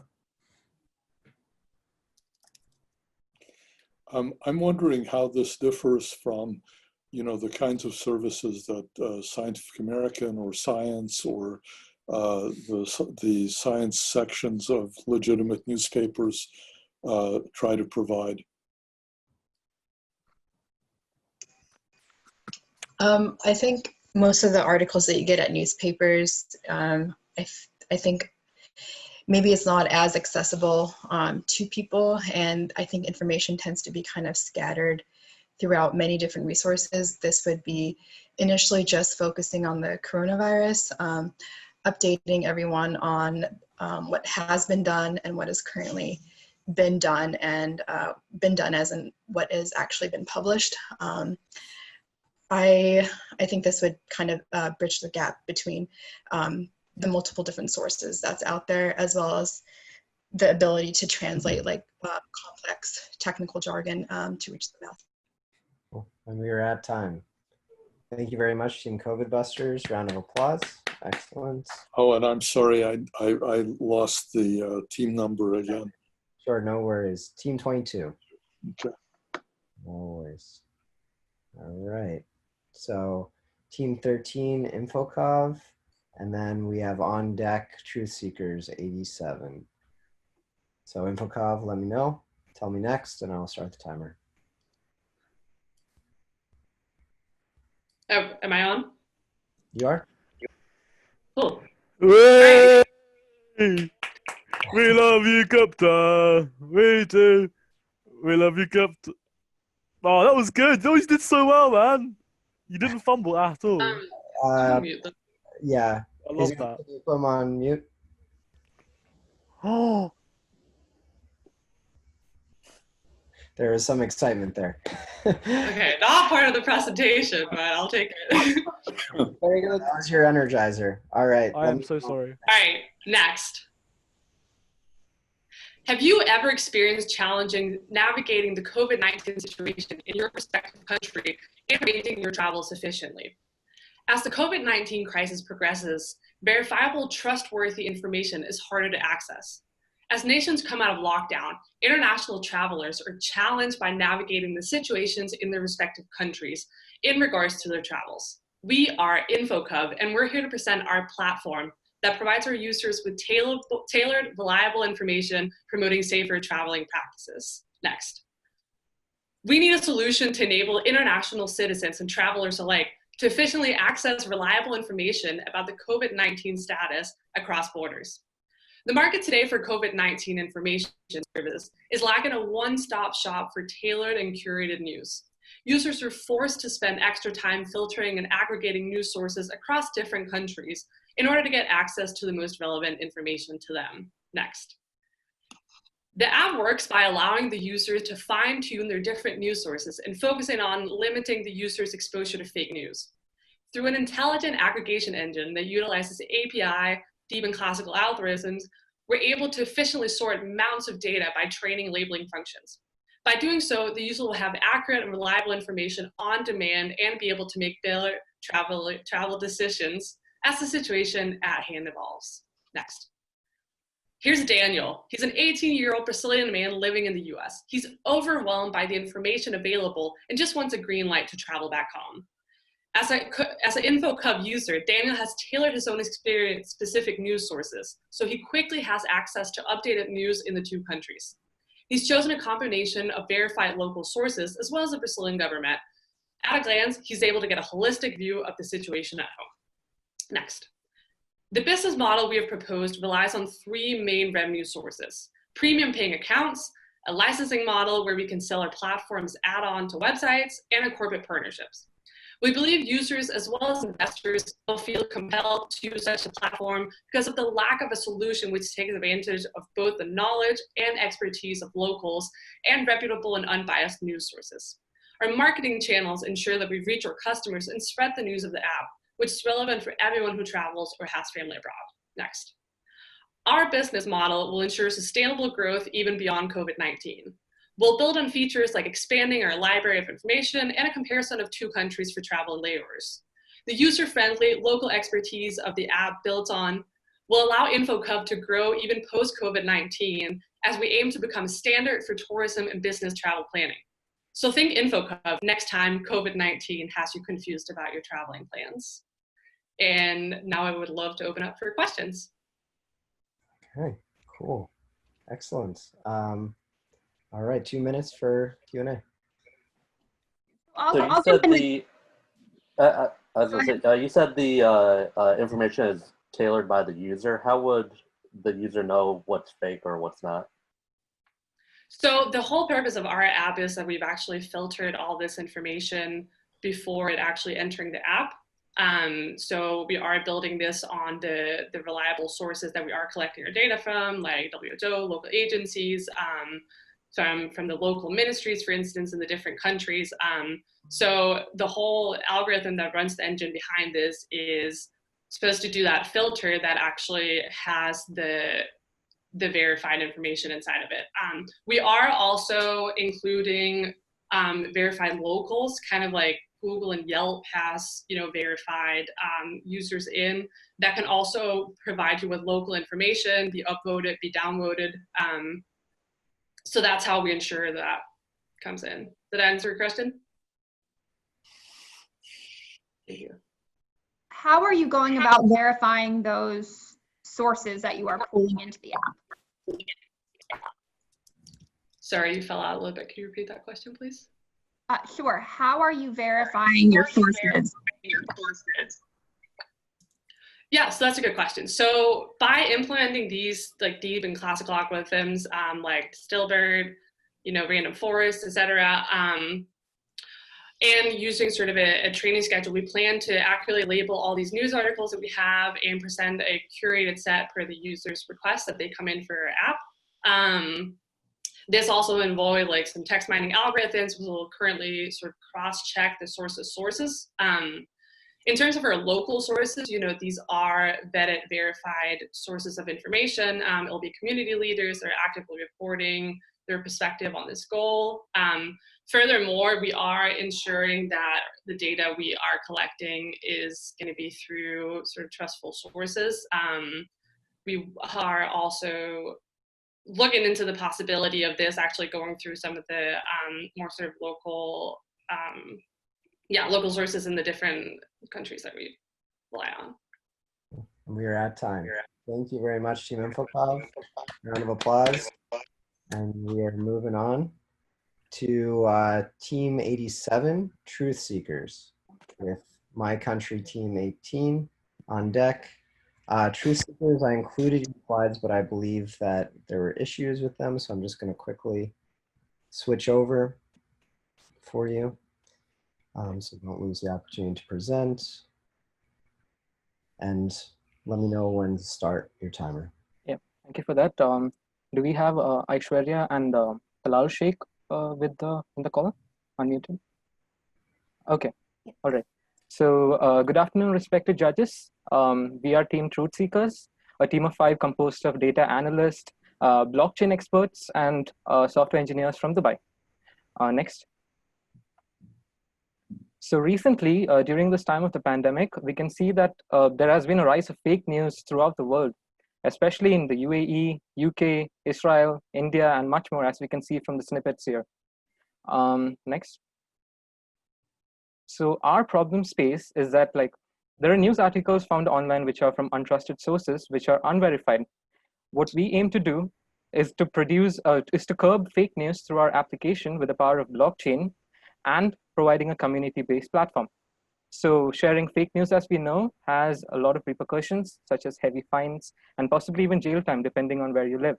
And fake news can lead to a mass panic. Next. So as we can see, 42% of the news on Twitter, based on a study by Gallup Edelman, is fake. And as a result, in USA, the trust in media has gone down by almost 20%, from 53 to 32%. Next. So basically, our vision is to curb fake news using the power of blockchain. We ensure only reliable articles from trusted sources are promoted with the help of validation experts registered to our application. Next. So what is our solution? Our solution is to curb fake news worldwide using validators who are expert journalists and reviewers throughout the world, and by providing a community-based platform where each user has a voice in our app. And most importantly, we use blockchain, which is an immutable storage to keep track of the scoring index, such as voting transactions in the blockchain. And since it's immutable, no one can tamper with the data. And this is how we solve the scoring problem. Next. So our app works under the hood. So this is how our app works under the hood. We have users and journalists, such as validators who are registered journalists who can register with their professional ID. And as we can see that they are validators. But since our app is a cross-platform application, and the fact that each user starts with a weight of 0, every time they correctly validate a news, their score increases and their voice in our application increases as well. Next. So our app works is that we have a scoring index and we measure the standard deviation between the users and the mean of the users who have voted for the application. Next.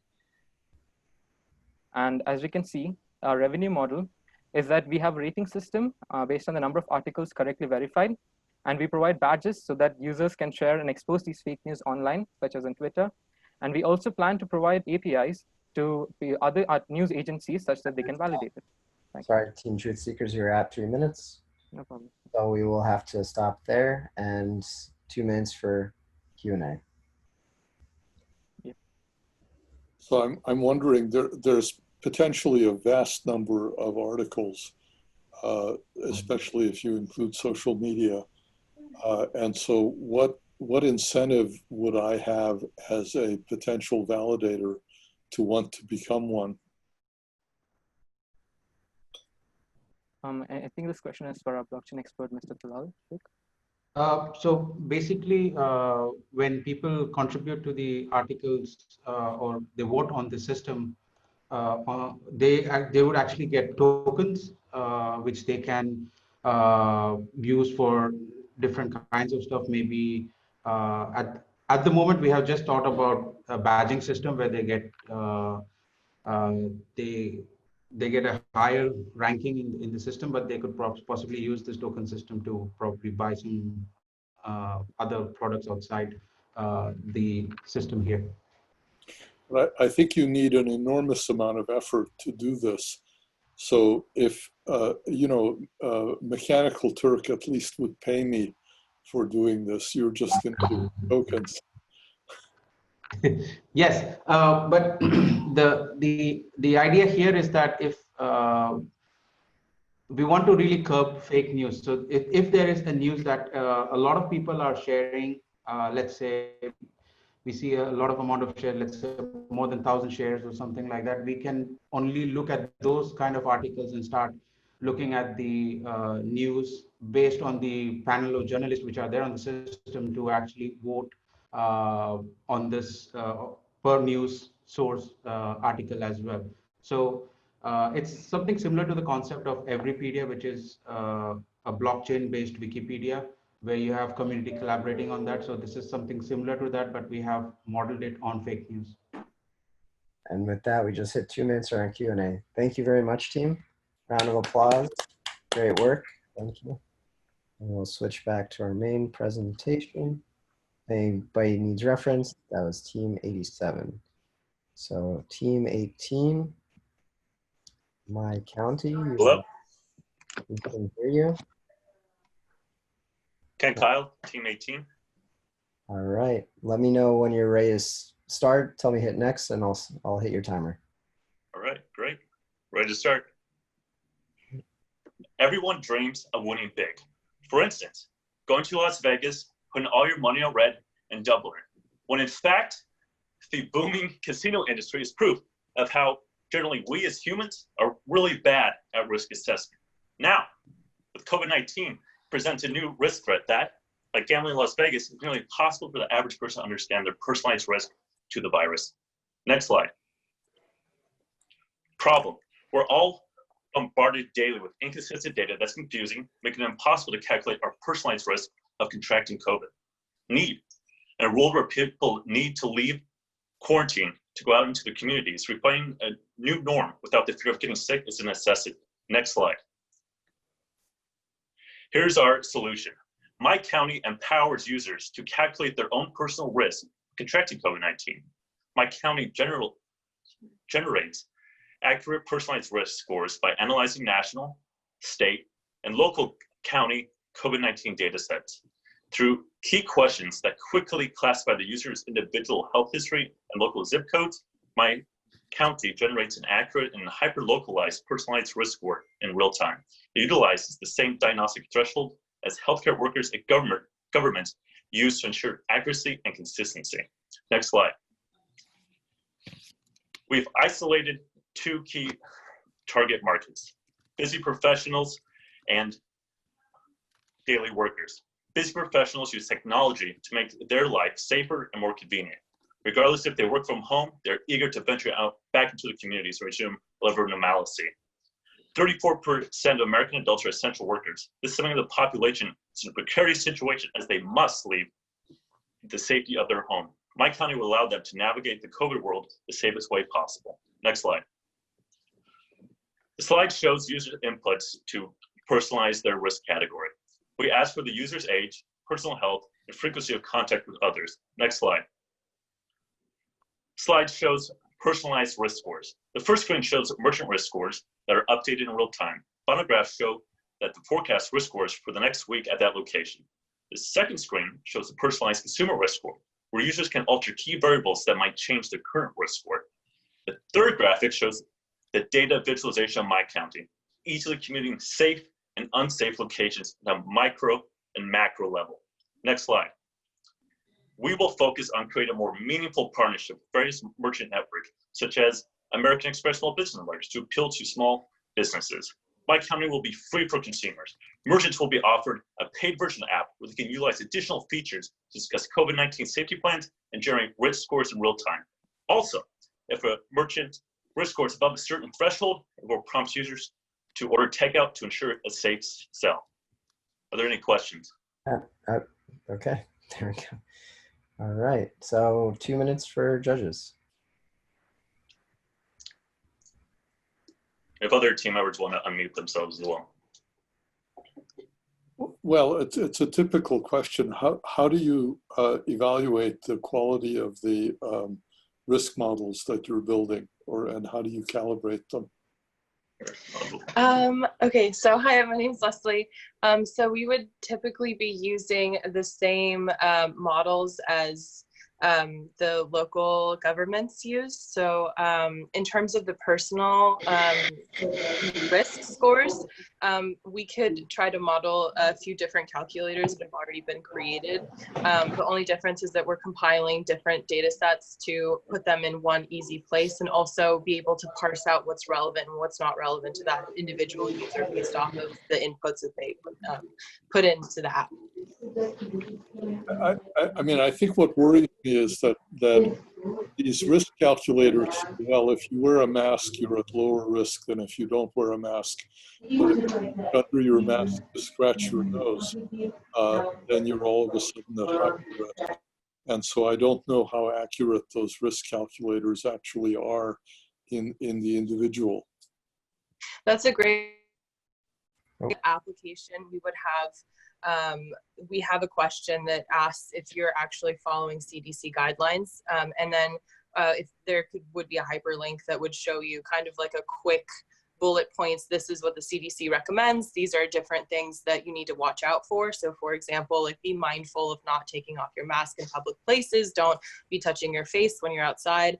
And we can also, we've discussed the possibility of in future versions to utilize push notifications to remind individuals when they leave their home to not be doing all of that. So that would be some strategies to mitigate those places of error. We are at time. Thank you very much, my county. Thank you. Applause, nice work. And then we are moving to team 1, persona insights. I'm sorry, I believe that's a typo, persona insights. And then SciGuide, you're on deck for team number 40. Hi, can you hear me, Eric? Yes, Sayad, we can hear you. Let me know when you're ready and I'll hit next and start your timer. Okay. Next slide, please. Next slide. Imagine 200 million small businesses globally reopening without a clear COVID strategy. A monumental task indeed. Next, please. We view this as a problem that we can definitely solve by leveraging data and analytics to help small businesses not only recover during COVID, but flourish beyond COVID as well. Our ask today is an investment of $250,000, as well as your expertise to help us develop an MVP in the next 90 days. Next. We are a team of 7 professionals from 3 different countries with extensive and diverse experiences. Just to name a couple, paying attention to compliance and ethics around the use of data, as well as making sure that we have a good communication strategy to deliver insights for our target customer, small business owner or employee. Next. Routed at the heart of our business model is a value proposition that focuses on collecting insights that are current, focused, clear, and actionable for small business owners and employees. We will deliver those insights through various channels, including mobile apps, a web page, or voice if an internet connection is not available in certain regions of the world. We will do so by working and partnering with key sources of information around COVID and beyond, such as WHO, CDC, as well as looking at small business association information, local economics, even going beyond weather information, traffic information, and so on. We view this as an opportunity to build this as a subscription model that will generate profit in a very short term for our organization. Next. We've developed a prototype, and the prototype really is focused around, first of all, making sure that the insights that are provided to our customer are focused on them. So we do this by two simple filters at the beginning. One is selecting a sector, whether you're a restaurant or whether you're a dry cleaner and so on. And then also selecting a location to make sure that we're able to filter information relevant to that location and that sector. Next. Those insights will be consolidated into what we call the persona insights.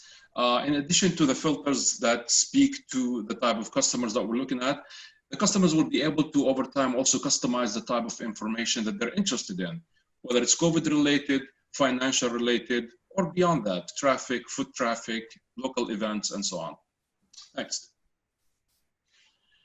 We aim to deliver the MVP in the next 90 days, going through the steps you see here. Next. And you're at time, Zayad. That was 3 minutes. Cool. Judges, 2 minutes, Q&A. So this is Irina. I'm sorry if I missed this, but how does this help with accuracy of information? So instead of looking at focusing on the kind of the big elephant in the room in terms of social media information and fake news and so on, we turn this around and we say basically we're looking at this as a bull service from our business owners. Help them just focus on what is needed to action and to run their day-to-day operation, right? So that flexibility will be based on the business owners or employees' needs, but essentially it is allowing them to basically decipher throughout all of the kind of the noise and focus on components that they can actually act on a daily basis. So currently, local businesses are opening or closing based on directives from local authorities. How is this going to add or change from that reality? I think it goes, the directives from local governments and authorities is fairly generic. It's more or less regionally located, and sometimes it's filtered by, the size of the operation and so on. I think small businesses can take into consideration their environment, their location, and kind of the history of their operation. What size of their, the square footage is. What's the usual traffic in and out of their stores, and based on that kind of additional information, they'll be able to take additional actions. So make it a bit more specific to their own needs.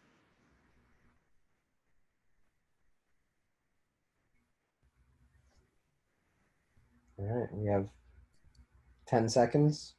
Speak now. Any judges, anything else to add?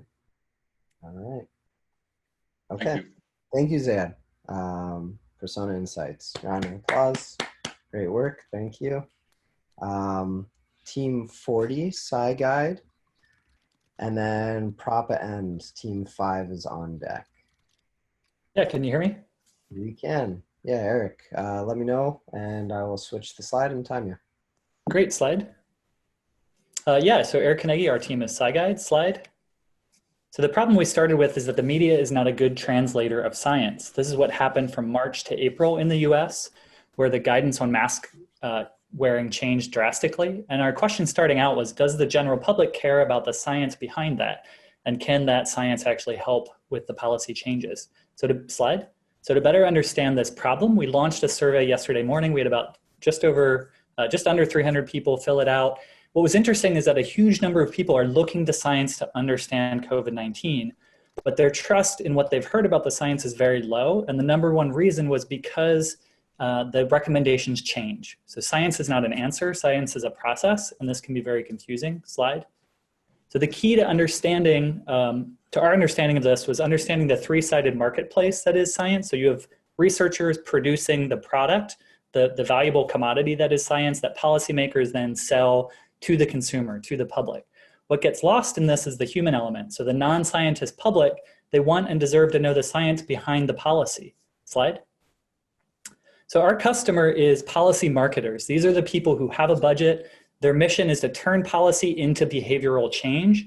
And our hypothesis is that if we help them give greater transparency transparency into the science behind the policy, that will lead to better and faster adoption of policy changes. Slide. So imagine you're on the bus, you see this sign requiring you to wear a mask, you're wondering why. Well, now you can scan a QR code, slide, and go to a website that will give you a timeline of why that policy was implemented, perhaps how it changed over time, why it's important to wear a mask to protect others.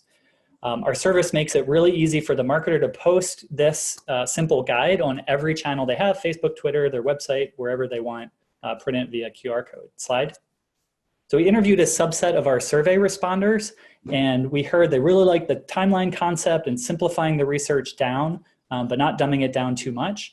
The improvements we need to make is obviously the UI UX is too busy. We didn't have a designer on our team, so that is one thing that would really need to improve. And then we talked about actually giving transparency into the status of the research. So is this a non-peer reviewed study that was used to create the policy, or is it something that's been cited a lot? So some kind of rating system. Slide.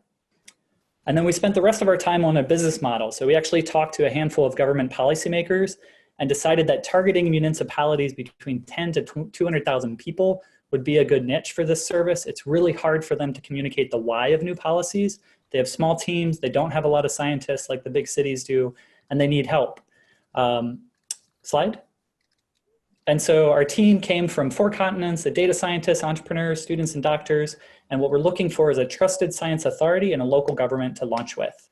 Thank you. Great. Awesome. All right, thank you, Eric. And 2 minutes for our judges.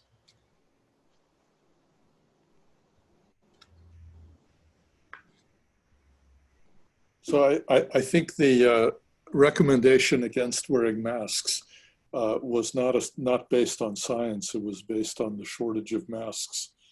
And people then created fake news scientific explanations about why it's not valuable. And those people included usually reliable sources like CDC. So I'm not sure that getting a true explanation of that recommendation would make me feel much better. Yeah, I mean, that's a good example of like bad policy, basically. And so what we would do is try to give some transparency to the why behind that policy. So for the person who had to make the policy and publicize it, they have to provide some kind of rationale or justification. So ideally at scale, we could actually help change policy faster as new science comes out. But yeah, we wouldn't be actually making the policy. We would just be informing about it. Yeah. So one quick question then, how do you reconcile between very different policies between countries? Let's say Sweden and New Zealand, and what would your role be in making us understand the science behind it? Yeah, so we would work, our customer would be that local policymaker. And so we would work with a trusted research institution either in their local market or like MIT, somebody who's globally trusted. But then we would customize the resource per their policy. I think, Hendrik, do you want to talk about BART? Yeah, I also definitely want to mention that, that's definitely the key point. You want transparency. So you don't want to, you want to know as a user why something has been chosen, and that can definitely differ, right? The policy based on the evidence will always be different. For instance, we talked to a local official and he said, we changed the shopping mall is in one street and now people are very negative, they hate it, but they don't know why. So he would love the idea of seeing a QR code and being one very specific infographic, just some information like, look guys, like this is why, this is important that we do this together. Just some information would be far better, for transparency than none at all, which is now the standard. All right, we are at time. Thank you, SciGuide. Round of applause. Nice work. And we are on to Team 5, Propa End, with CNFA on deck, Team 20. Yeah, that's me, Propa End. Okay, let me know when to hit next. Okay. You can start. Hello, my name is Dan Brody, and I'm so excited to represent my team and talk about our solution, Propa End. Slide. Because of the massive amount of incorrect information floating around in social media and its dangerous impact, checking the accuracy of this information at the source is becoming a necessity. Guy Berger, Director of Policies and Strategies at UNESCO, said when this information is repeated and amplified the grave dangers that information which is based on truth ends up having only marginal impact. Propa-End solves this. Slide. Propa-End is a shared API between trusted institutions and social media companies, which allows you to decide if the medical information posted on social media is true or false. Slide. Trusted medical institutions will be called to assign their article to a Propa code using our API. The Propa code is a unique identifier based on the URL or accession code for each article that must be integrated into the code in order to publish it. Trusted organizations like the WHO will then publish the article, and newspapers and agencies will share the medical articles with the Propa code assigned to them so that the Propa code is well known. Slide. An example of this is in social media, which is what we're trying to integrate into. Each time a social media user shares a post and the social media detects that it is COVID related, they will directly mark the post as not confirmed and ask the user for the Propa code. This triggers the API that receives the post with its Propa code. Given this information, we will compare it with the real article using sentiment analysis. If the sentiment is nearly the same, a post will be confirmed. If not, the post will be marked as fake. Slide. What this solution will do is improve the reputation of social media and trusted organizations, as well as clear up information for users. Scams and paranoia will be gone. There will be quick verification for content for fast updates. Trusted organizations will not be seen as two-sided anymore, since their information has been twisted. Slide. Propa-End will also make sure the user is not limited unlike existing solutions such as the browser extension Fake News Guard. In general, browser extensions are heavy in process, hard to be integrated on social media, and a privacy nightmare. Slide. Our business model is to charge social media companies around $0.025 every time they want to check the accuracy of the information. So we can estimate that for each 1 million checks we get, we gain 25K, which is pretty good. Slide. And our next steps include identifying keywords from the post and crossing them with those from the original article, as well as making the service available for those with disabilities. And here is our diverse team. Any questions? All right. Thank you very much, Dan. And 2 minutes for the judges. Yes, so I understand the concept of checking the post versus the original article, but what if the original article is not accurate? Well, the article that we're getting is from the CDC Research Articles database. So that's what we're starting with right now. We're just using the CDC Research Articles database, and we're scraping the articles and then comparing the article to the post. So what, go ahead. Who's the ultimate authority on whether, you know, that relationship is accurate or not? Well, it's true that it may not work all the time because sometimes maybe like a few words are messed up, but typically this could be used for if someone tries to exaggerate some kind of method, or if someone tries to exaggerate some kind of idea, then we'll see how they use their words differently than someone who's more neutral about it in an article. And that's why our next steps would be to identify keywords in the post and cross them with those in the original article so we can make it more accurate. And we were also thinking of maybe moving the letters to a place where we can get their cosine angles and their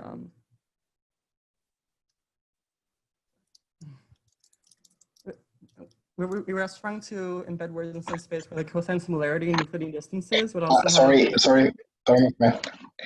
excuse me, I'm his teammate. For the institutions, we're gonna work only with officials. So we're gonna work with WHO. So we will consider every information on social media about media or about medicine is incorrect until you prove it. So this is the concept. So we don't allow people to share wrong medical information on social media. This is the meaning of our solution. Okay, cool. Dan and team, thank you very much. Round of applause. Great work. And last team, team 20, CNFA. Let me know when I hope you can hear me. we can.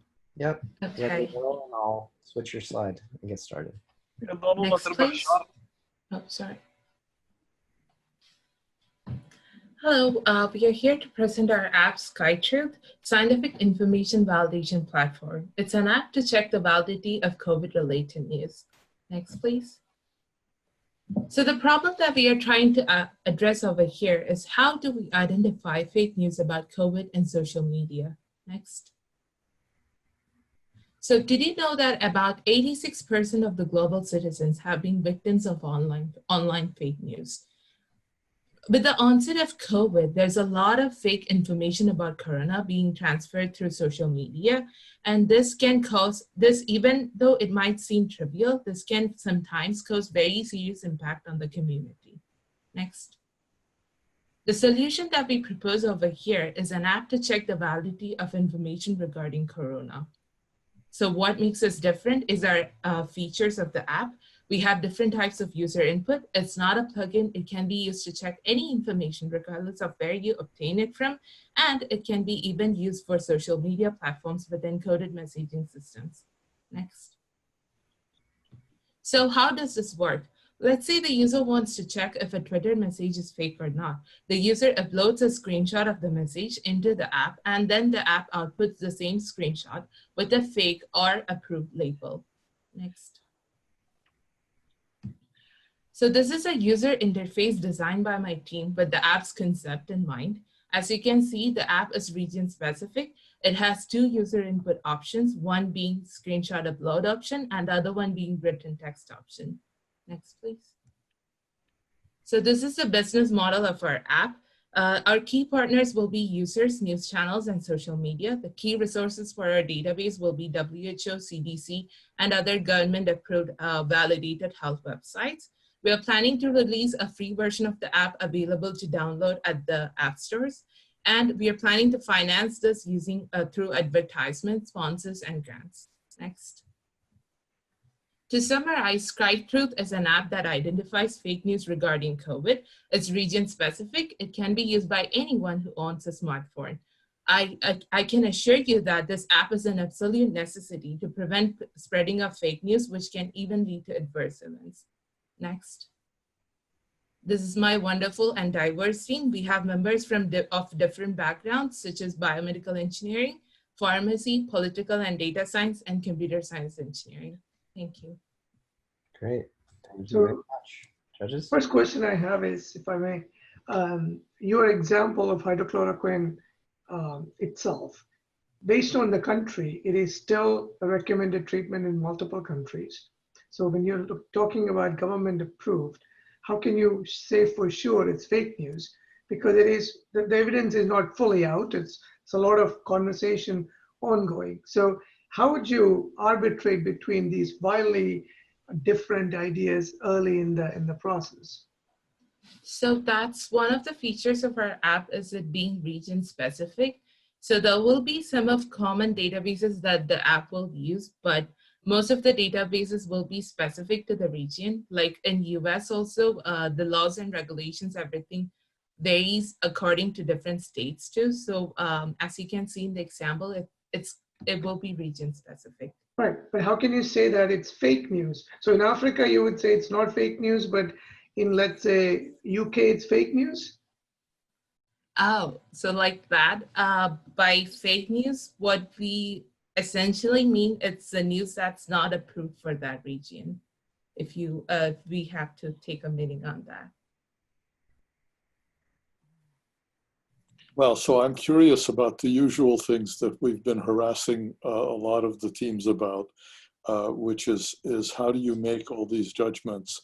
There's an infinite number of social media posts, and the technology, as far as I understand, doesn't exist where I can take an arbitrary post, run it through a computer algorithm, and have it give me a reliable answer on whether it's accurate or not. So that seems like an insurmountable problem. So what we are looking for, this is actually not a plugin, it's a separate app. So we'll be looking only for those information that the user wants to check if it's fake or not. So once you enter the information, it actually extracts the text information and then compares it with the existing databases. So Essentially, this will require some machine learning algorithms. What we are thinking of is some clustering techniques to group these kinds of information like KNN or k-means, and then maybe use some cosine similarity algorithms to find the similarity between these. I'm pretty sure we'll be able to find some existing algorithms for maybe not an exact algorithm, but for separate functions, and try to add them together to achieve this. All right, and that is time. Thank you. Congratulations, great work. And with that, we'll jump through the appendix and we hand it back to you, Jesus. Thank you very much. So fantastic. There were some issues with some other things. We were very, very happy and very, very lucky. You maybe will hear about it later or so. So I needed to take care of a few other things at the same time. Anyway, thank you so much. I really, really liked. I saw some of the presentations. The difference between today and today in the morning, and then last night. Yeah, I want to talk to you, Eric. I think some of your ideas really work. Anyway, guys, so thank you so much. Now the judges are going to think which are the winners, which are going to be the winners. We see again each other in about half an hour, I would say. And there is a link, or there will be a link in the team room. And yeah, see you in half an hour.